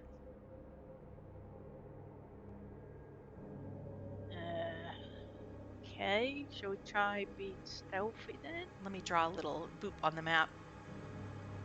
I mean, it doesn't tend to work out well for me, but we can try. I've come up with another plan. Have you? Why don't Kai just, like, fireball the whole place? What if they're survivors? So? Well, that would make me a murderer. They'll run. But No? if they're Okay. barricaded in, they'll not be able to get out. Alright, fine. Just an idea to take out more undead.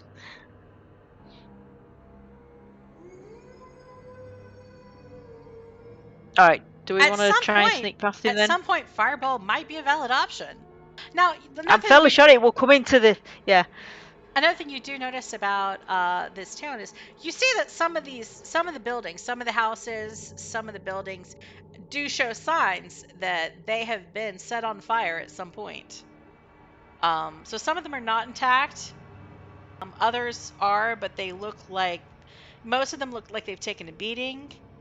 There are obvious signs looking at the inn that most of the windows on the first floor have been shattered and knocked in. Except there's one pane that is fairly close. Easy for all of you to see if you peer around the corner. That's intact, though slightly cracked, and scrawled on the window pane are the words, "Help me." But we don't know when that was written. You don't know when that was written. But in theory, even if the inn was overrun, people could have hidden and, they've not been found, so... Do we want to head to the southeast thing first, or do we want to check out the inn? That's the first call, I think. Mm-hmm. Yeah. Do you want to check out the inn? You're gonna have to cross that You're gonna have to kind of pass that figure, sneak past that figure, or like engage that figure possibly, to get down the road to where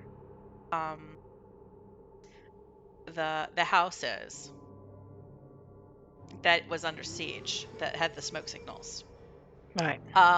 But going into the inn is a completely different thing. Okay. Thoughts? Oh boy. Sneak.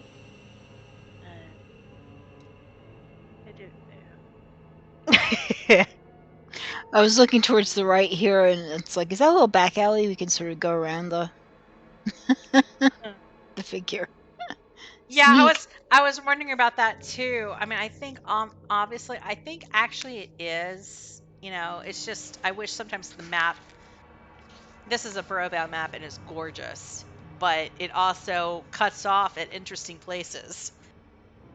By its very by default. I was like, ooh, if that's a sneaky place there, I wish that we had boundaries. It wasn't on the edge of the map. Well, there might be thinking video game logic. There might be cool stuff in the inn. Get the complete exploration zone. All of the. That's right. All of the achievements. Find all the goodies. Must check everywhere. Yep. Alright, would you want to try the inn first then, so we don't have to sneak past that guy? Whatever it is. Yeah. Alright, we'll head to the inn. So is that like 2 squares up and to the left? Right. Okay. Now, you're still going to be like 20 feet away from this figure. So you could still see us? Yeah, if you draw its attention. Shall we stealth then anyway? Yeah, I'll try let's- to. Stealthy. Why am I casting... Alright, there's something wrong with my dice are casting 2... Oh, because I've got armour. That's why. Yeah, I'm not going to be very stealthy. Oh, none of us are. So we got a 12, an 11, and a 12. Yeah. So 11 is what perception must beat. Ooh. And you are unnoticed. Yeah. Spoiler alert, it's a zombie. It's a zombie. You don't know. Oh, We really you put it do. right there. You It's a sneak zombie, up. check you sneak wisdom. up. Oh, it says zombie check wisdom. Oh, poop. Yeah. Man, I thought that stuff was hidden from you guys. No. I need to adjust my shit. Or I should have given it a secret hidden name instead of let it be known as a zombie. Been like, mysterious figure. Well, okay, yeah, it is a zombie, but you don't know if it's just a zombie. Okay. He could have a bazooka. It could be a mega zombie, yeah. He could have nukes, you don't know. Oh my god, I hope not in D&D. He could have zombie with fireballs. No. That's new. Das nuke. So you sneak up and to the left, and you're like very, very quiet, which isn't that quiet. But as you get closer, you realize that, oh, well, this is a zombie. The zombie is just kind of staring mindlessly, kind of, not moving very much, but just vaguely, like slightly, just a couple centimeters, bonking its head against the side of the building.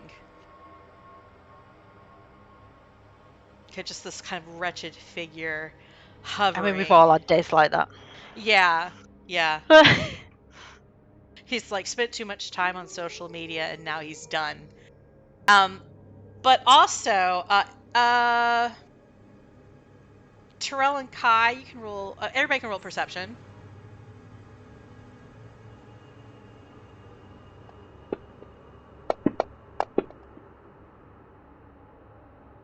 All right. Kai, and I'm gonna say Elena, even though you didn't roll that high, your passive perception would probably still pick this up anyway. You glance up and you see there's 3 stories to this inn. The third story looking like it's kind of turrets where the like roof comes together. And you catch a flash of movement on the very top floor and see 2 small pale faces peeking out of a window. And then they dart out of sight. Okay, so hopefully not zombie? I was going to say the fact that they darted suggested exactly. no zombies. They're agile. Unless darting they're is from good. World War Z, in That's right. which case those bastards move fast, so...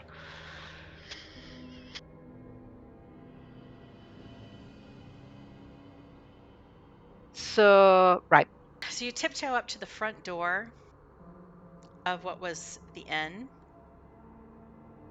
It has been battered in, and it's kind of lying, partially destroyed, but like half of it is kind of hanging off of its hinges.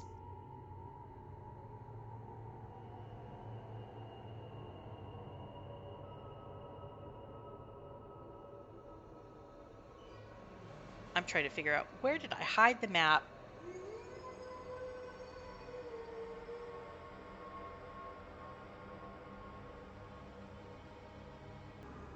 And the map's not going to be perfect.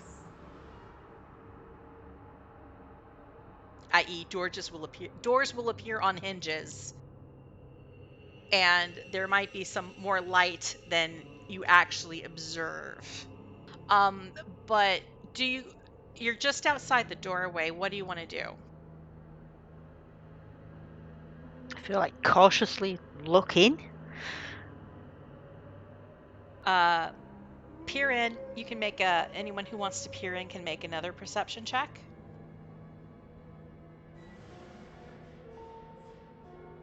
Okay, mine's shit, but I'll give it a go. Oh, just shoot me.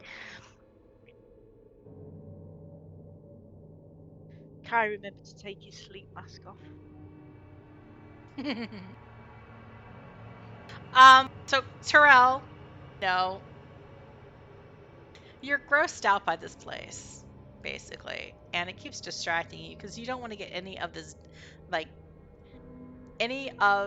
the viscera and just general gore that you see, like, casually, here and there spotting the village, as well as the detritus of destruction on your armor. Heroics are one thing, but looking good, like being clean, being sanitary, that is tantamount to health. And if you're not healthy, you can't help anybody. You gotta look out after yourself before you can look out after other people. So you're like trying to clean your armor. You're cleaning your armor. And you're like, Kai, give me a prestidigitation, get this off of my armor. But Kai is busy noticing that there is another figure just kind of standing about 20 feet inside the inn. You see that there's tables to the left and right of the door. And then there seems to be like a flight of stairs leading down, like the main part of the inn is slightly sunken.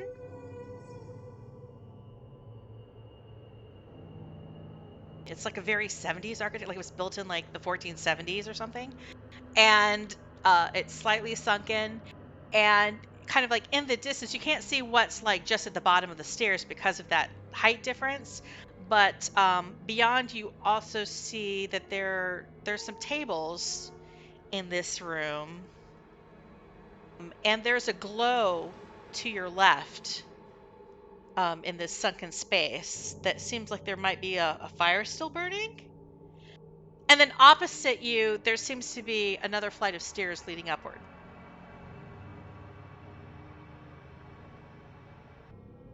But yeah, you pick out there's like a little zombie figure just kind of, zoning out, vibing in the entryway where there's a couple tables. Okay.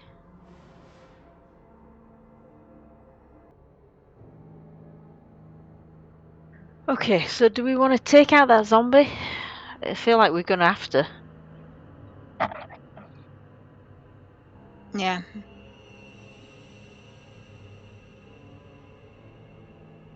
Do you want me to shoot him? And you can arrange yourselves accordingly.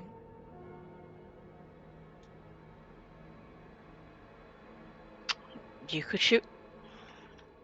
Do you want me to go up front in case he comes to us, and then I can stick my shield up? Sure. Okay, so Let me I'll shoot stand. him. Yeah. No, I'll stand at the front, but I'll duck down, hold my shield up, so I'm just there as a buffer, and then you guys can shoot over me at him.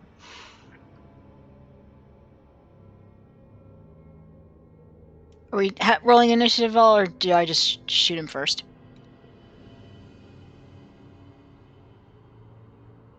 You're asking me. You can shoot him if you want to shoot him. Okay. I'm kind of carrying over your stealthiness from earlier.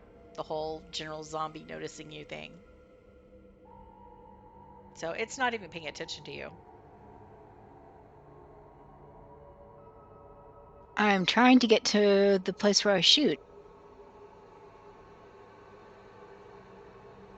Your actions tab? Okay. I have no idea what that was. Yeah. No, That was that's not something. what Rolled something, but I don't know why I didn't a wisdom save. I am trying to. My weapons thing just collapsed. I'm trying to open it. Oh no. I'm having some problems with some of these windows. Definitely, like the caravan map wasn't going away. I couldn't close it. It was just sort of frozen.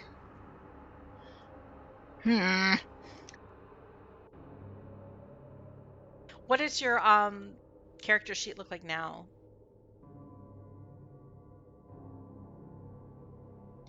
It looks okay. Are you able to scroll up and down?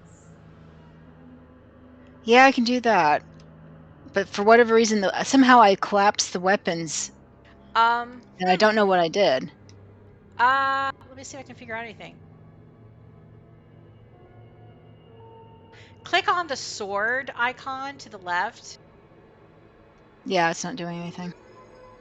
That's, oh damn it, because that like collapses and uncollapse. It's supposed to expand and collapse. Okay, now it did something. I clicked on the one below it, and now it opened. Okay. I don't understand. It sounds so weird. But maybe let's see there's what happens. a time delay or something, because I'm not convinced that like my internet wasn't being flaky right before we started, so I was a little concerned that it might impact you guys getting stuff and hearing me today. Well, let's shoot this dude and see what happens. Let's shoot him. It's No, always a good plan. It's not letting me drag it over. It's grabbing the whole window. It's not letting me grab the die. The whole character, your whole character sheet window? Now I've closed it again. I don't know. I'm opening the wrong thing. I don't want to like roll for you, but yeah, my dice is pulling fine, so. No, it's me. I think it's it you, might I'm be afraid. you, but I'm worried it's something with your like incompatible with your computer. Okay, so the short sword. That worked, but that was Kai. Yeah, no, sorry, I was just trying mine. Sorry. But like, theoretically, if Kai was firebolting this thing, he would hit it with a firebolt. Okay, that worked. Well, but you didn't hit. I'll just carry on doing the Sorry. You didn't hit, but that worked. Right. That's a short sword, but that's the only one I can... But your longbow of far distance isn't working? Right, it's not working. What is going on here that it might be... It's so exciting. That it might have changed how things function. And one difference is short sword is a one-handed weapon versus a two-handed weapon.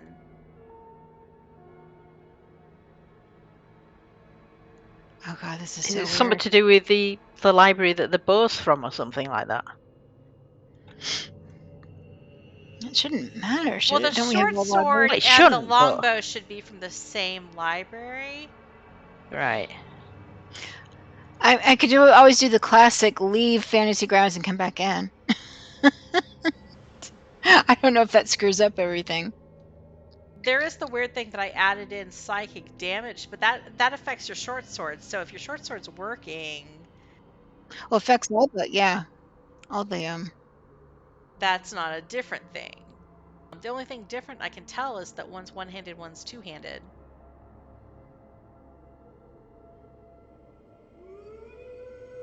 Can you roll? Can you not roll either the longbow of far distance or the critical hit damage? Yeah.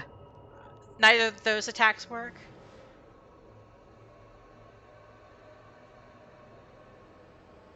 Yep, it's not letting me. It just grabs the window and moves the window. But like the one-handed stuff you can grab. No, just the short sword. Just the short sword? Yep. I don't understand. I don't either. That's why I was saying maybe I should just leave and come back in.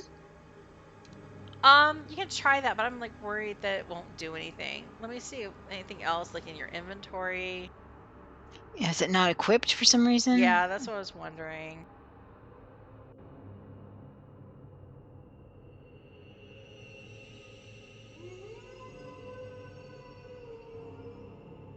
Where is this damn thing? What's marked as equipped? Oh, that's not even an attuned item. I'm gonna see if I add a new one.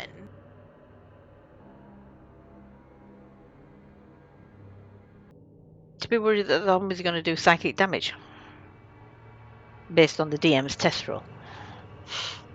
No, that was Yelena's test roll. Oh, all right. She's the one doing all the psychic damage here. All right, I'm Oh, gonna try yeah, this one sorry. thing. I'm gonna remove the longbow far distance. And this is so goofy.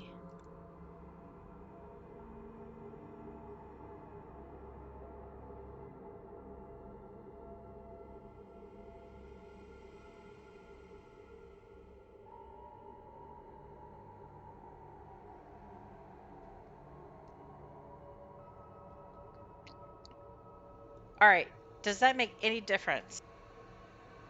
No. It does not.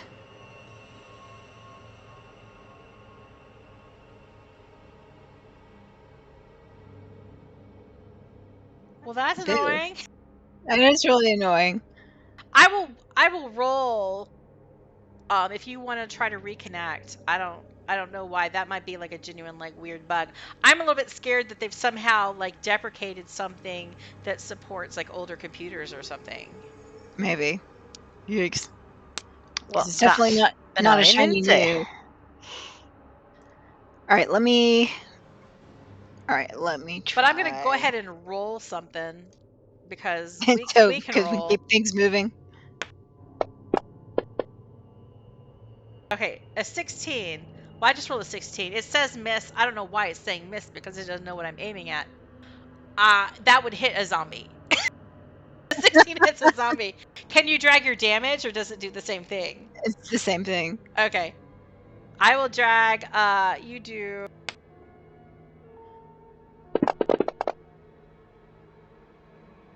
You do 10 damage Nice.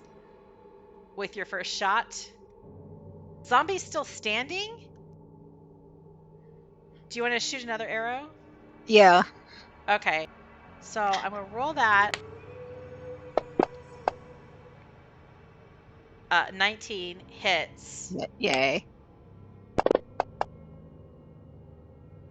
And you do 10 more damage. Zombie's still standing, but you can restart your fantasy grounds now. Okay. And we'll move on to the next contestant. Kai, with your firebolt. Yeah. Are we holding the hit? And I just need to do We're using damage? that roll you did earlier, so you can just go ahead and roll damage on him. Okay.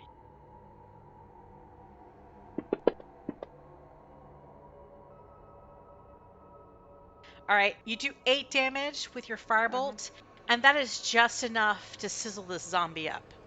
Hey. Nice. So Yelena's like, pew, pew, with 2 arrows, and it just kind of, the zombie jerks left, right, and then you follow up, Kai, with your firebolt, and it just kind of like sizzles, erupting in flames, and the zombie collapses in a heap, and then it doesn't stir. Nice. Leaving a little purple splat on the map.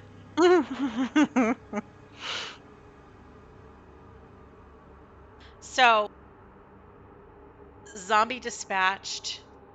You don't see, nothing else jumps immediately to your view. Okay, but See this through to the most of the ground floor, yeah. You can see like a lot of the ground floor. You see, there's I mentioned there was a flight of stairs going up. There is also one small door. you can see behind a bar. There's like a bar, and the bar is strewn with various tankards that many have been knocked over. They're like bodies slumped over it. But regular dead bodies, not. Yeah, like they look like dead bodies. Okay. You can't pick out from like staring at it, you don't see any movement. And behind that bar there is a single wide door that is closed. All right, but you guys saw the faces upstairs, so Yeah, maybe top we should floor. head upstairs first. You also see there's like a wine rack behind the bar, but it's largely empty. Oh, Damn. All all right. Okay, I restarted and it looks like it's working now. Yay! But I am trying to figure out how to open the map. I can share with you again, or I think you can click on yourself in the combat tracker. Yeah, that works once the map's been shared. So if you click on yourself, and there's a little target icon. Oh, never mind. I just reshared, yeah. Okay, thank you. I have to resize it again. Oh, I didn't realize that altered it for you guys. Yeah, it just resizes it. I'm sorry, does it make it a little baby map? Is that what happens? No, it makes it massive again. Oh! Massive area with tiny Like map inside it if I don't. Oh Yeah. no. Big. Okay. Well, next time I'll be patient. And the arrow buttons are moving now. Okay. So maybe it's just a session connection issue. Yeah, probably. Man. Cool. So did you hear what we were saying? Probably was my fault. No, what were you saying? No, I was asking Yelena if she heard what you were saying about the door behind the bar and stairs up. You heard what I said, right? Because we're going to go up. You were just reloading Fantasy Grounds, not Discord, right? Yeah, I was still on Discord, so. Just wanted to be sure. So yeah, I mean, I say if we saw the faces upstairs, we go up there. Yes. All right. So you step forward. I'll go first, just in case. And now that you've stepped forward farther into the inn, you can see, like, to the left of you, there is, like, this hearth where normally there would be, like, a suckling pig roasting, or, like, a boar, an elk or something roasting over the flames of charcoals. The fire's still going. It's still running, and you can see where there's, like, a skeleton kind of on the spit. But in addition to that, there has been skewered, or like partially skewered, a body, and it's partially burned, it's partially slumped, its expression is contracted in this look of horror and it's partially blackened. And there are multiple bodies on top of this fire as well that have been similarly consumed in the flames. This is a lovely place. It is a lovely place. It's a site of a lot of carnage.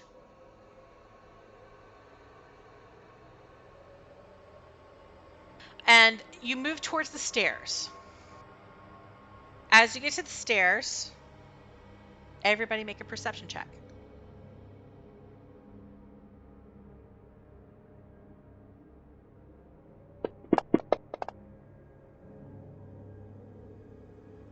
Ooh. Hey, I rolled over a 10. Kai, you're getting ready to head up the stairs, but Kai, your elven ears prick up. You think you hear a shuffling behind that closed door behind the bar, and the faint sound of sobbing.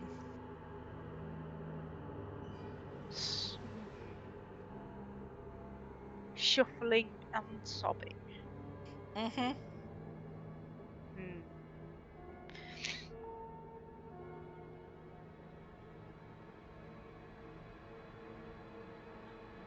Yeah. Right, but obviously I tell the party what I've heard. Shuffling and sobbing behind the closed door, or go up the stairs. Can Terel sense if that's a use divine sense to sense if there's undead behind that door? Because generally, when one sobs, you're in a puddle in the corner of a room. Not. about? Yeah. Do you use your divine sense, Terel? Well, I'm just. It'll tell me everything within 60 feet. So, is it going to give me specific directions, or is it just going to say you are surrounded by undead? You'll get kind of like a general direction.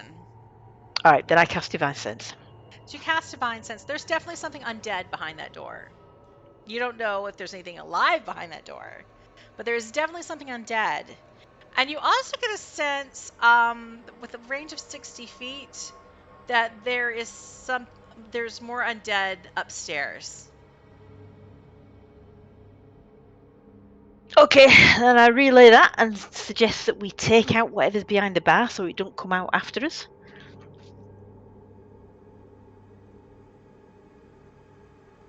Unless we want to just barricade the door.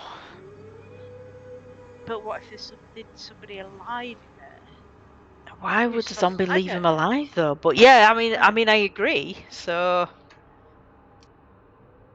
I don't know. Is it just definitely one zombie you sensed in that room? Yeah, like the divine sense can sense presence but not numbers. Like general strength, I guess. Like not a horde behind the door. okay, so it's But not a there's room full definitely of a zombies. presence. Yeah, but it's not like wall to wall zombies based off the strength of your sense. Just like, you're not sensing wall to wall zombies up the stairs either. But there's definitely a Alright. presence of undead. I mean, the fact that Kai can hear sobbing does seem a bit odd. Unless it's a ghost that's crying in there with a zombie. Or it could be my inner self. And the zombing was the sobbing was very faint. Like the shuffling sound was louder. You could just so barely potentially pick out. it could be someone stuck in there with a bloody zombie. Alright, I think we should take out whatever's in that room and check it. Kai keeps listening. There's like this scratching sound behind the door. It's scratching at something. There's a scratching sound now. Alright, so where's the door? Is it the one that's in the on the side on the east? No, that's not east, that's west. The west wall or the south wall? Yeah, west right wall? between the wine rack and the stairs. Yourself. No. That's the door. That's where the door is. Yeah. So again, if we open does the door open inwards or outwards? Outwards. If we scratch on the door, what? Scratch on it like we've been hearing. But again, I'm thinking if I stand in front of the door with the shield up and you guys stand on the bar, you should be able to shoot over me. You trust Kai to shoot a spell over you.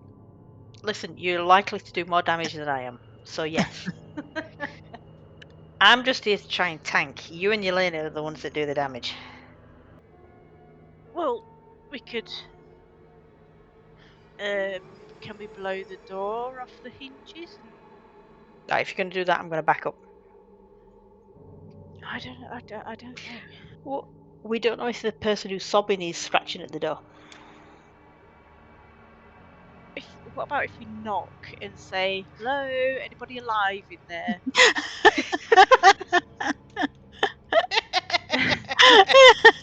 Scratch twice. Twice for yes, once for no.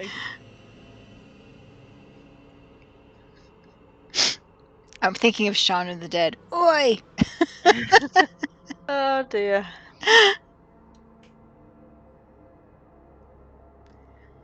Is that what you guys do?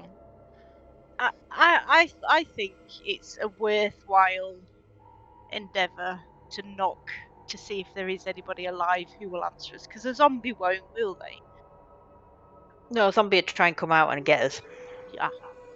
Which, either way, whether the zombie comes out to us or we go into it, either way it's going to die, innit? Alright, do you want to position yourselves then on the assumption that the zombie might come crashing out of the door? I'm fine where I am. You're the one who pressed the door. Can you see the door from there? Can you get good targeting? Terel, you're built like a door breaker. Like a door knocker. All the metal and all that. That's just natural door knocker material. Okay, are you guys set? Mm-hmm. Yep. Terel knocks on the door.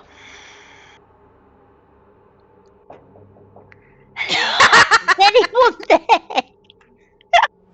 Everybody do a perception check.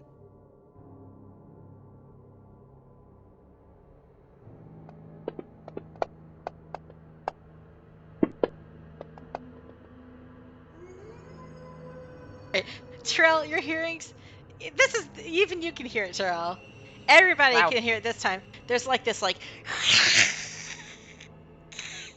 and then kind of like a quick movement toward the door, and then there's a bonking against it and like a scratching actively happening on the back of the door, and you hear this kind of like these guttural sounds and hisses of something that sounds a bit voracious. I don't think he's anyone alive. Ooh, where's the sobbing coming from then? The sobbing, there's still a faint sobbing that Yelena and Kai can pick out. Maybe it's not coming from behind the door. Is layered with this snarling sound, but it's fainter.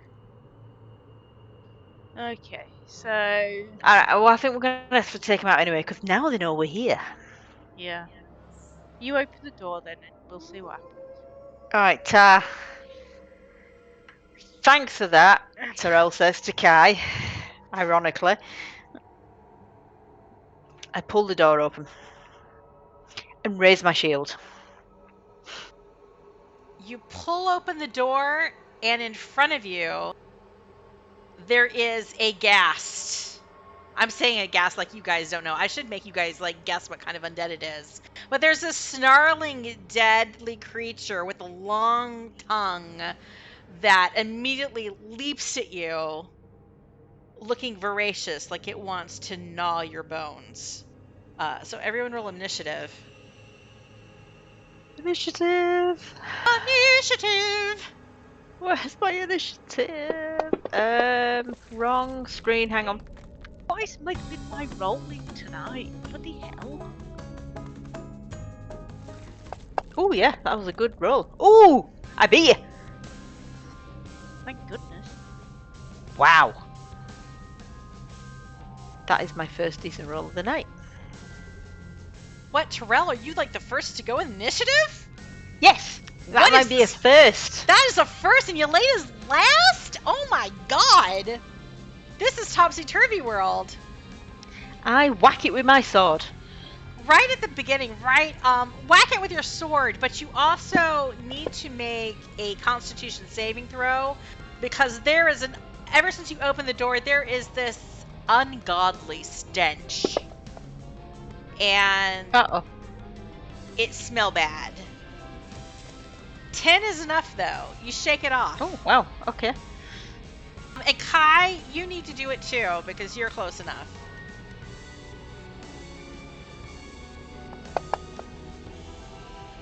Nice. You're good too. Alright, so I ate it. You hit it. But how do you hit it? You hit it with a 24. And you slash against it. You slash up this ghast, carve a big slice out of its chest cavity. Fabulous. And then I'm not going to do what's special, I'm just going to hit it again. Alrighty. Oh, yes. Wickety whack.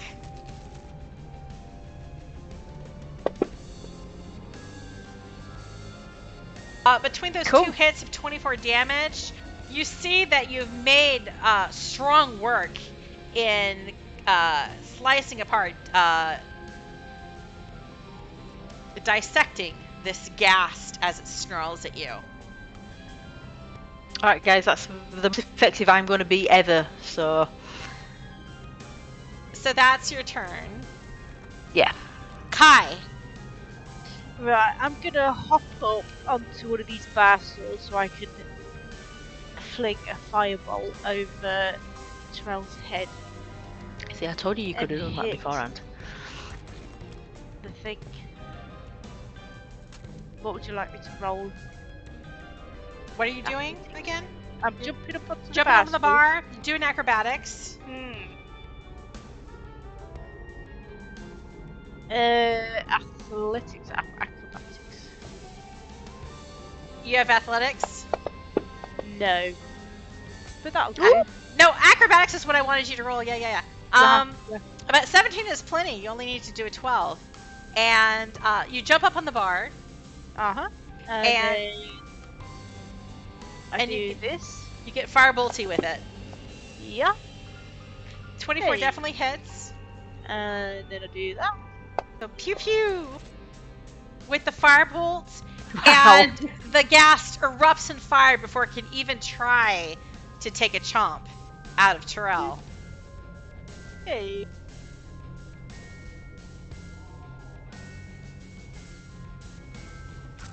Well, that was quick. Honestly, that is the best I've ever done in a fight. So back to the spookiness. So- The ghast has been felled. Its snarling subsides into silence. And you notice now that the sobbing is stilled. And there's a beat, like half a minute of silence. Listening.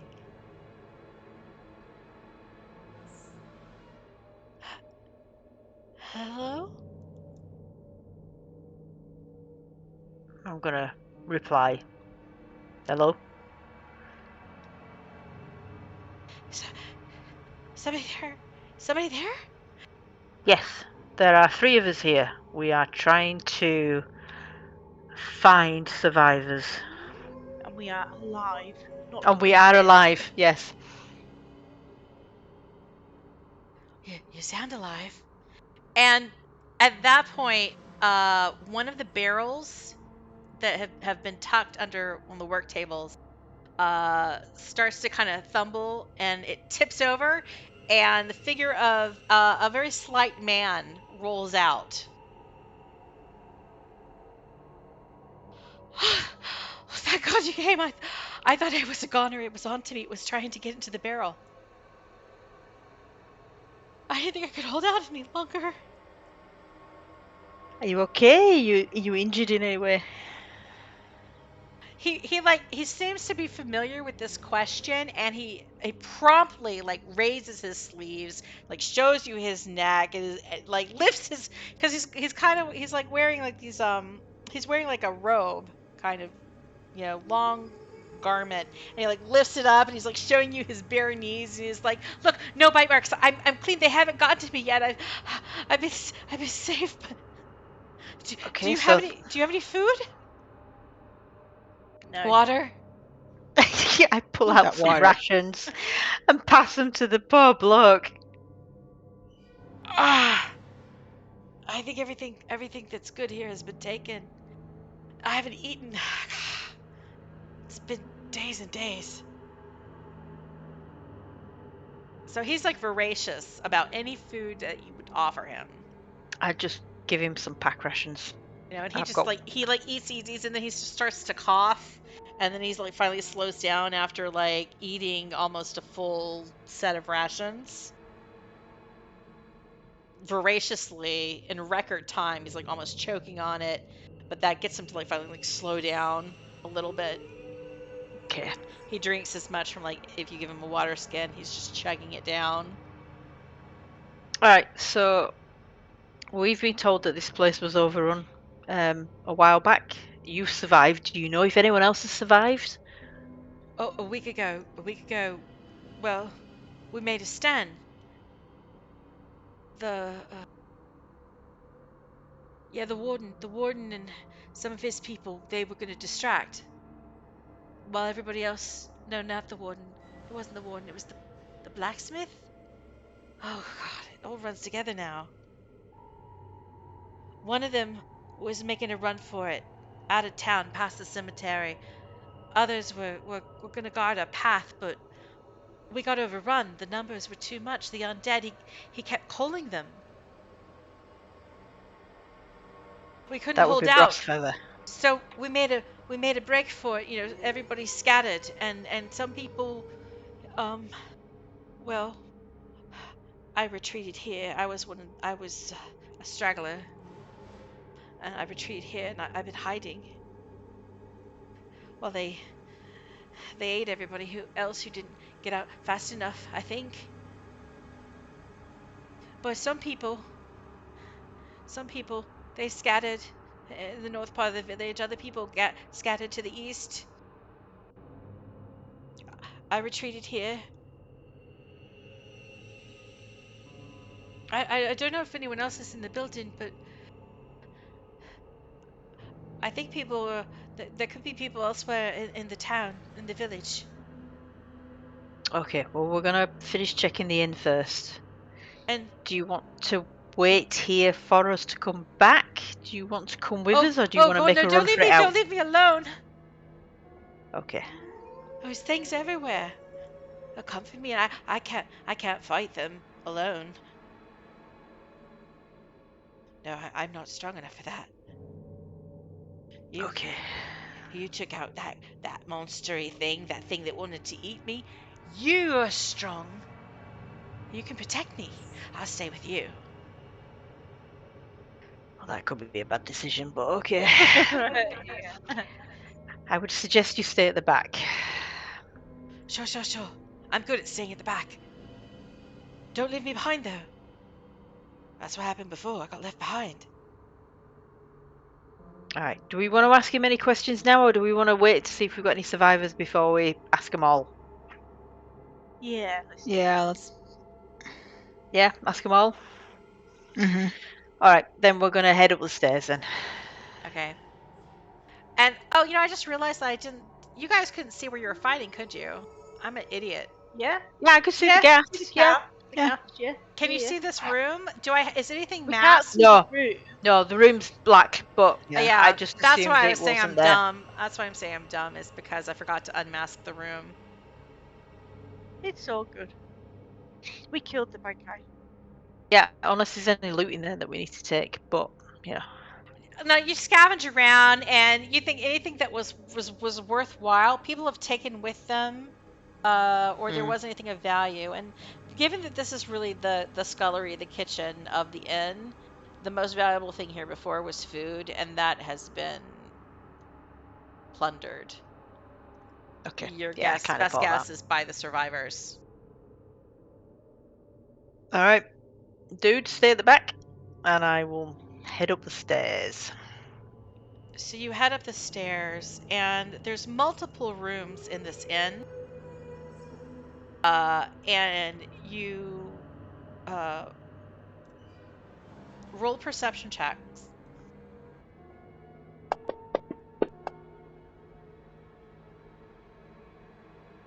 What? This place is filthy, Terel.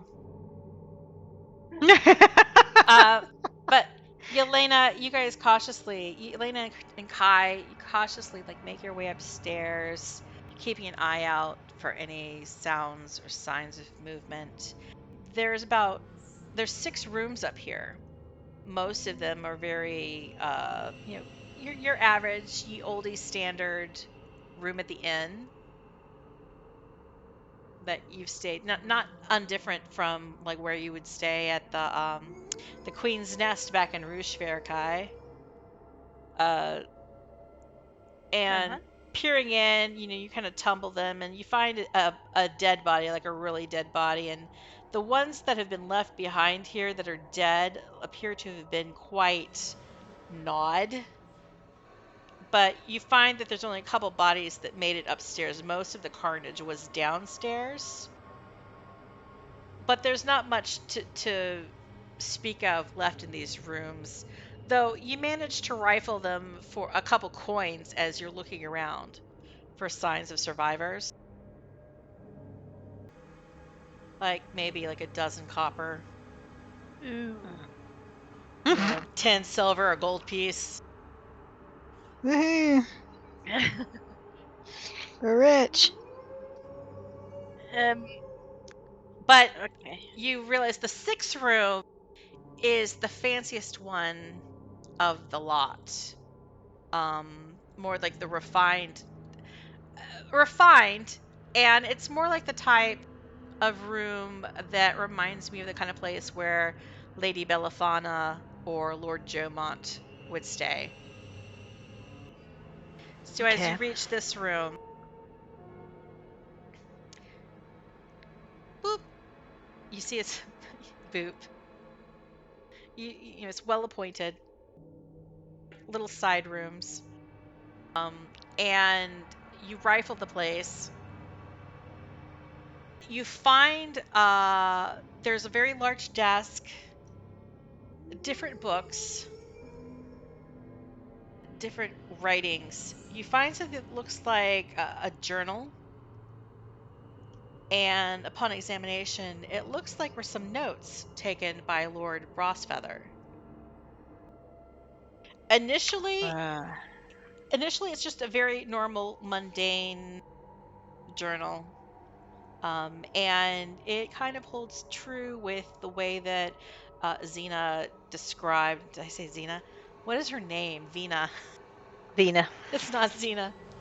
That's a whole different show. But Veena described him as being a bit, full of ego and kind of like having a bit of a savior complex, and having a build like that lordly attitude about these people. And it's not that he didn't care and that he didn't intend to do good things and build up the village for the good of all, but there's definitely some ego there in the entries that you read. And like you come across like an entry that reads, Zelbross shows great promise for industry.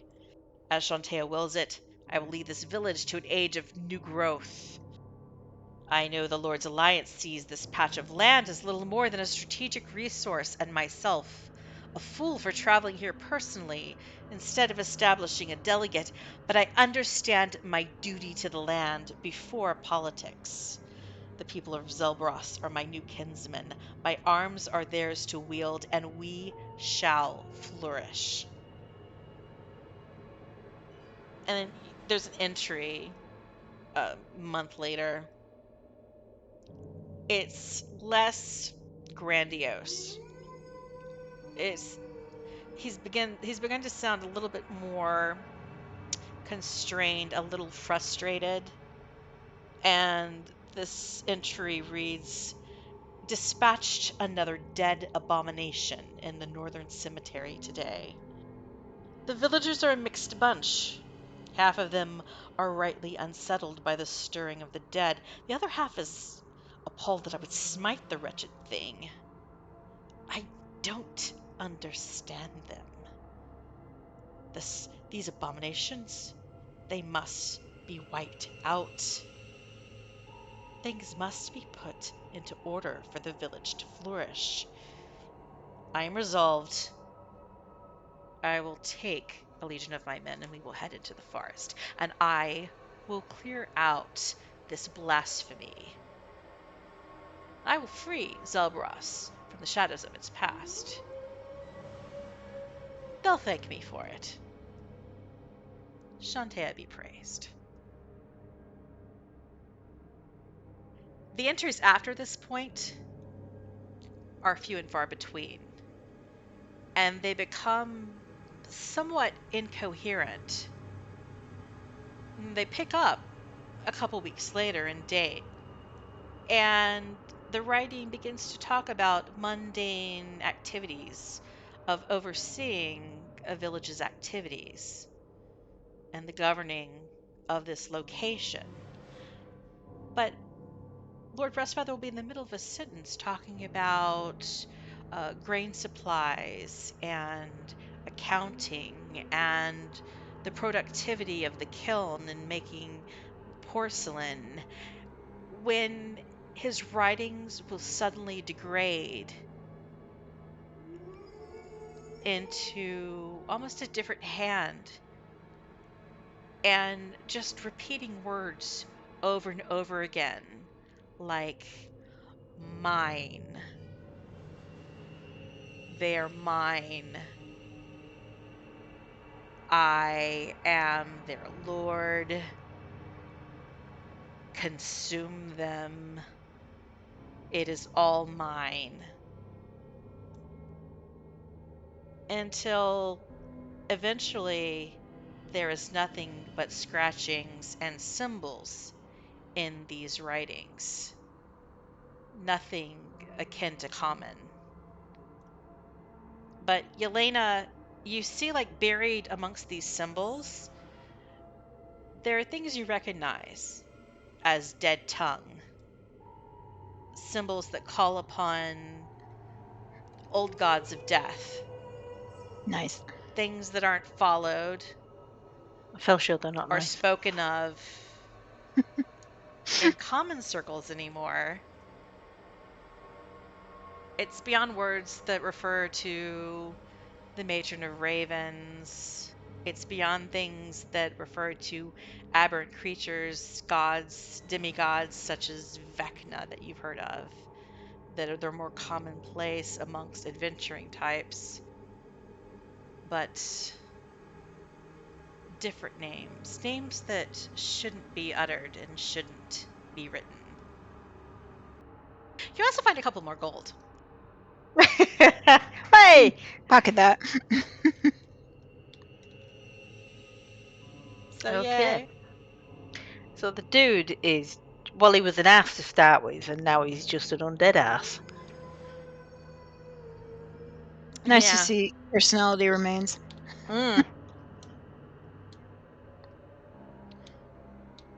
So again, this holds true. The worst parts of who he was in life have been amplified in death and corrupted to be whatever Lord Vanyan Brossfeather is now.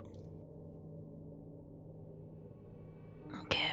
Having searched all of the rooms, there's only a narrow flight of stairs you think leads up to the attic, the eaves of this building.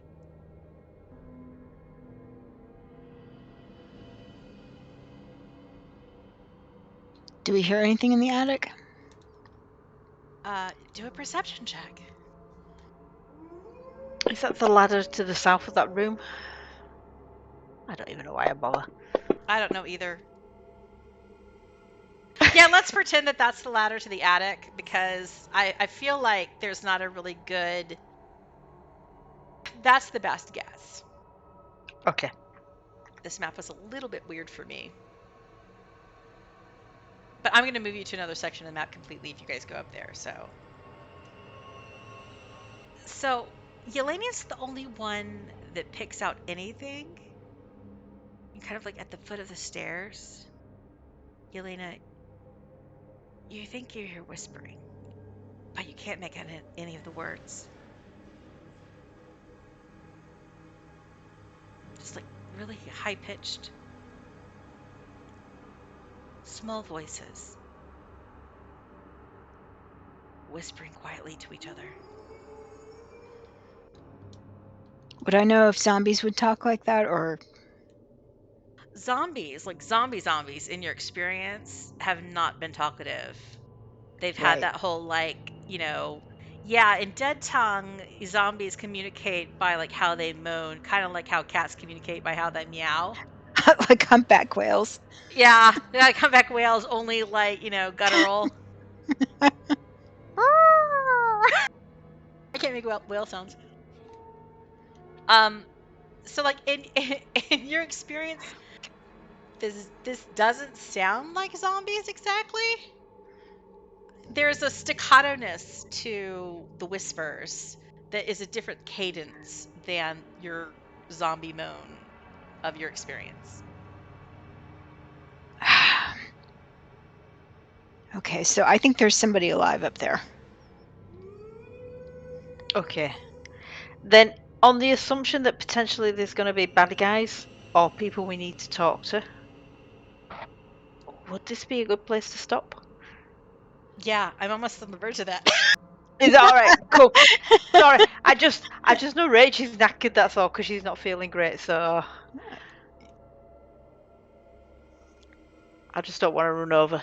That's all. The question is, do you go upstairs or do you just like leave? No. When have we ever? Well, no, we Yeah. do, don't we? Yeah. We always get involved. I mean, you can Yeah. always say, "Is this really our problem?" and just leave. I With, mean, like, if we did that, with we'd the just. little guy, the Polton Gray guy, like nervously, twitching his hands behind you. I mean, we could say that about the whole of Zelbross and just work his way round in a really long loop. Yeah, like what? 3 days from now, it's going to be Lady Belafana either deciding to go back to Succumber or to start the long and arduous process of cutting another route through the woods to the south or something, or she's going to have to make that decision about going over a river that she doesn't want to go over. But that's what it'll come to. But the whole point of coming here was to look for survivors, wasn't it? To It find was. information. Yeah, Yeah. exactly. So I feel like we should go up to see if there are survivors, and if they're not, we take them out so they don't attack us later. I like it. Yeah. So either way, we are going up to that final floor. Down.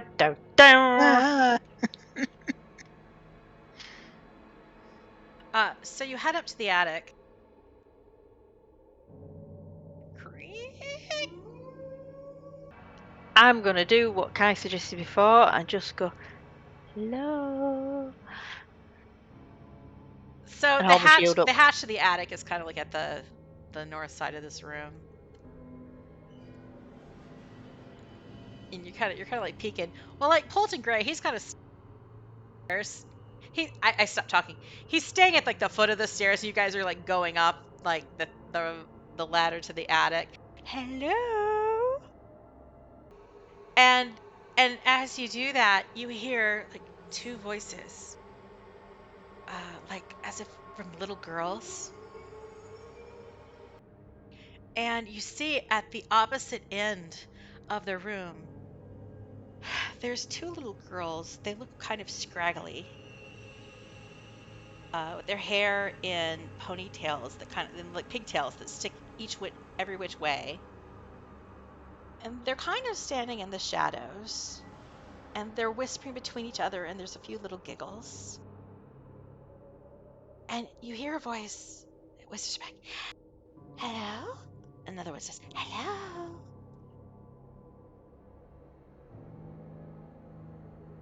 I don't trust them. Kai. Highly Kai suspicious. Oi, are you undead? Kai's turned into a cockney. Am I undead? I don't know. Am I undead? What's an undead? Terel, can you tell if they're specifically are undead? You guys can also make a perception check. Let's try that first. Because I'm down to 2. Oh, shoot. Oh, yay, Kai. Kai got a dirty 20. Yep. So you're kind of like staring, you're squinting, like Terel and Yelena, you're squinting at these like little girl figures in the distance in the dark, trying to figure out like, what exactly are these kids? Are they safe? Are they not safe? This attic space is filled, there's like, there seems to be some pumps that were related to like the brewing in the tavern portion of the inn. There's a lot of things that are storage, lots of boxes, lots of barrels, just all sorts of different, like there might be some supplies here, like some stuff that maybe whoever was sheltering here was living off of. But amongst the boxes, Kai, you pick out not too far away, like from where you are, there is a slumped figure of a little boy with its neck twisted, with his neck twisted, dead, eyes bulging. Doesn't look like a zombie killed him. Huh. Hasn't been gnawed on, but he definitely doesn't look all right. Meanwhile, So the creepy little girls killed him. Yelena and Terel are like squinting in the darkness. And the two little figures, they step forward. And you see them climb into view. Both of them are holding dollies in their arms, these kind of patchwork rag dolls. Eyes kind of plooping out of the sockets because they haven't been tied tight. Loose little crafts. And they're wearing little white dresses, but they're grubby and stained with blood. And the little girls are very pale. And their eyes are sunken. And around their lips, they're tinged a dark, dark blue. And I don't think they're alive. they just look at you and they said, "Are you undead? Are you here to play? Do we have a play date?" And I'm going to share a picture before we wrap up for the day. Because as they step forward and move into view, you see these twin little figures of eerie little girls who do not look well. And they're kind of grimacing, smiling at you with eager, hungry eyes, hoping that you're here to play with them. Yeah, I think we should just run away and slam the door. No, I think you should burn them. And that's where we will wrap up for today. Gross. That's going to be too nice on the trot. I have nightmares. I'm thinking arson. Arson sounds great. Yeah, it does. Kids are creepy. Fucking They damn certainly right they are. especially when they've got dolls as well, even worse. Ugh. Alrighty. That was great. We got very little combat, very quick combat today. But a lot Quick of is lore good. navigated, and I think a lot of progress. I made way more notes on this session than I have on the previous ones. Wow. No, that was a really good story, actually. Bonnie, really enjoyed Yay! it tonight. Yeah. So our next session, I think, is going to be April 20th, if everybody is good for that. Right, hang on. I need to check because we've got something in April, but I don't Yeah, think it was it's the 20th. 19th. It was a 19th, surprise. yeah. I might have something afterwards, so I might not be able to do moonshining. But, like, I didn't get to do any moonshine tonight because y'all rolled no natural 20s. Play crap tonight. No, we're good for the 20th. Okay. So I should be good also. tentatively plan on that. And since Rach isn't feeling good, I won't talk anymore and let you guys go. But if you have any thoughts and concerns later, please share it like in our group chat. Honestly, no, it was a really, really enjoyable session. Meanwhile, Thanks, great. Bonnie. Meanwhile, rest up. Yeah. Hope you feel better, Rach. And Yeah, everybody cheers. else, hope you have a good month. Yes, you too. You Stay too. awesome. All right then. Bye, guys. Bye-bye. Bye.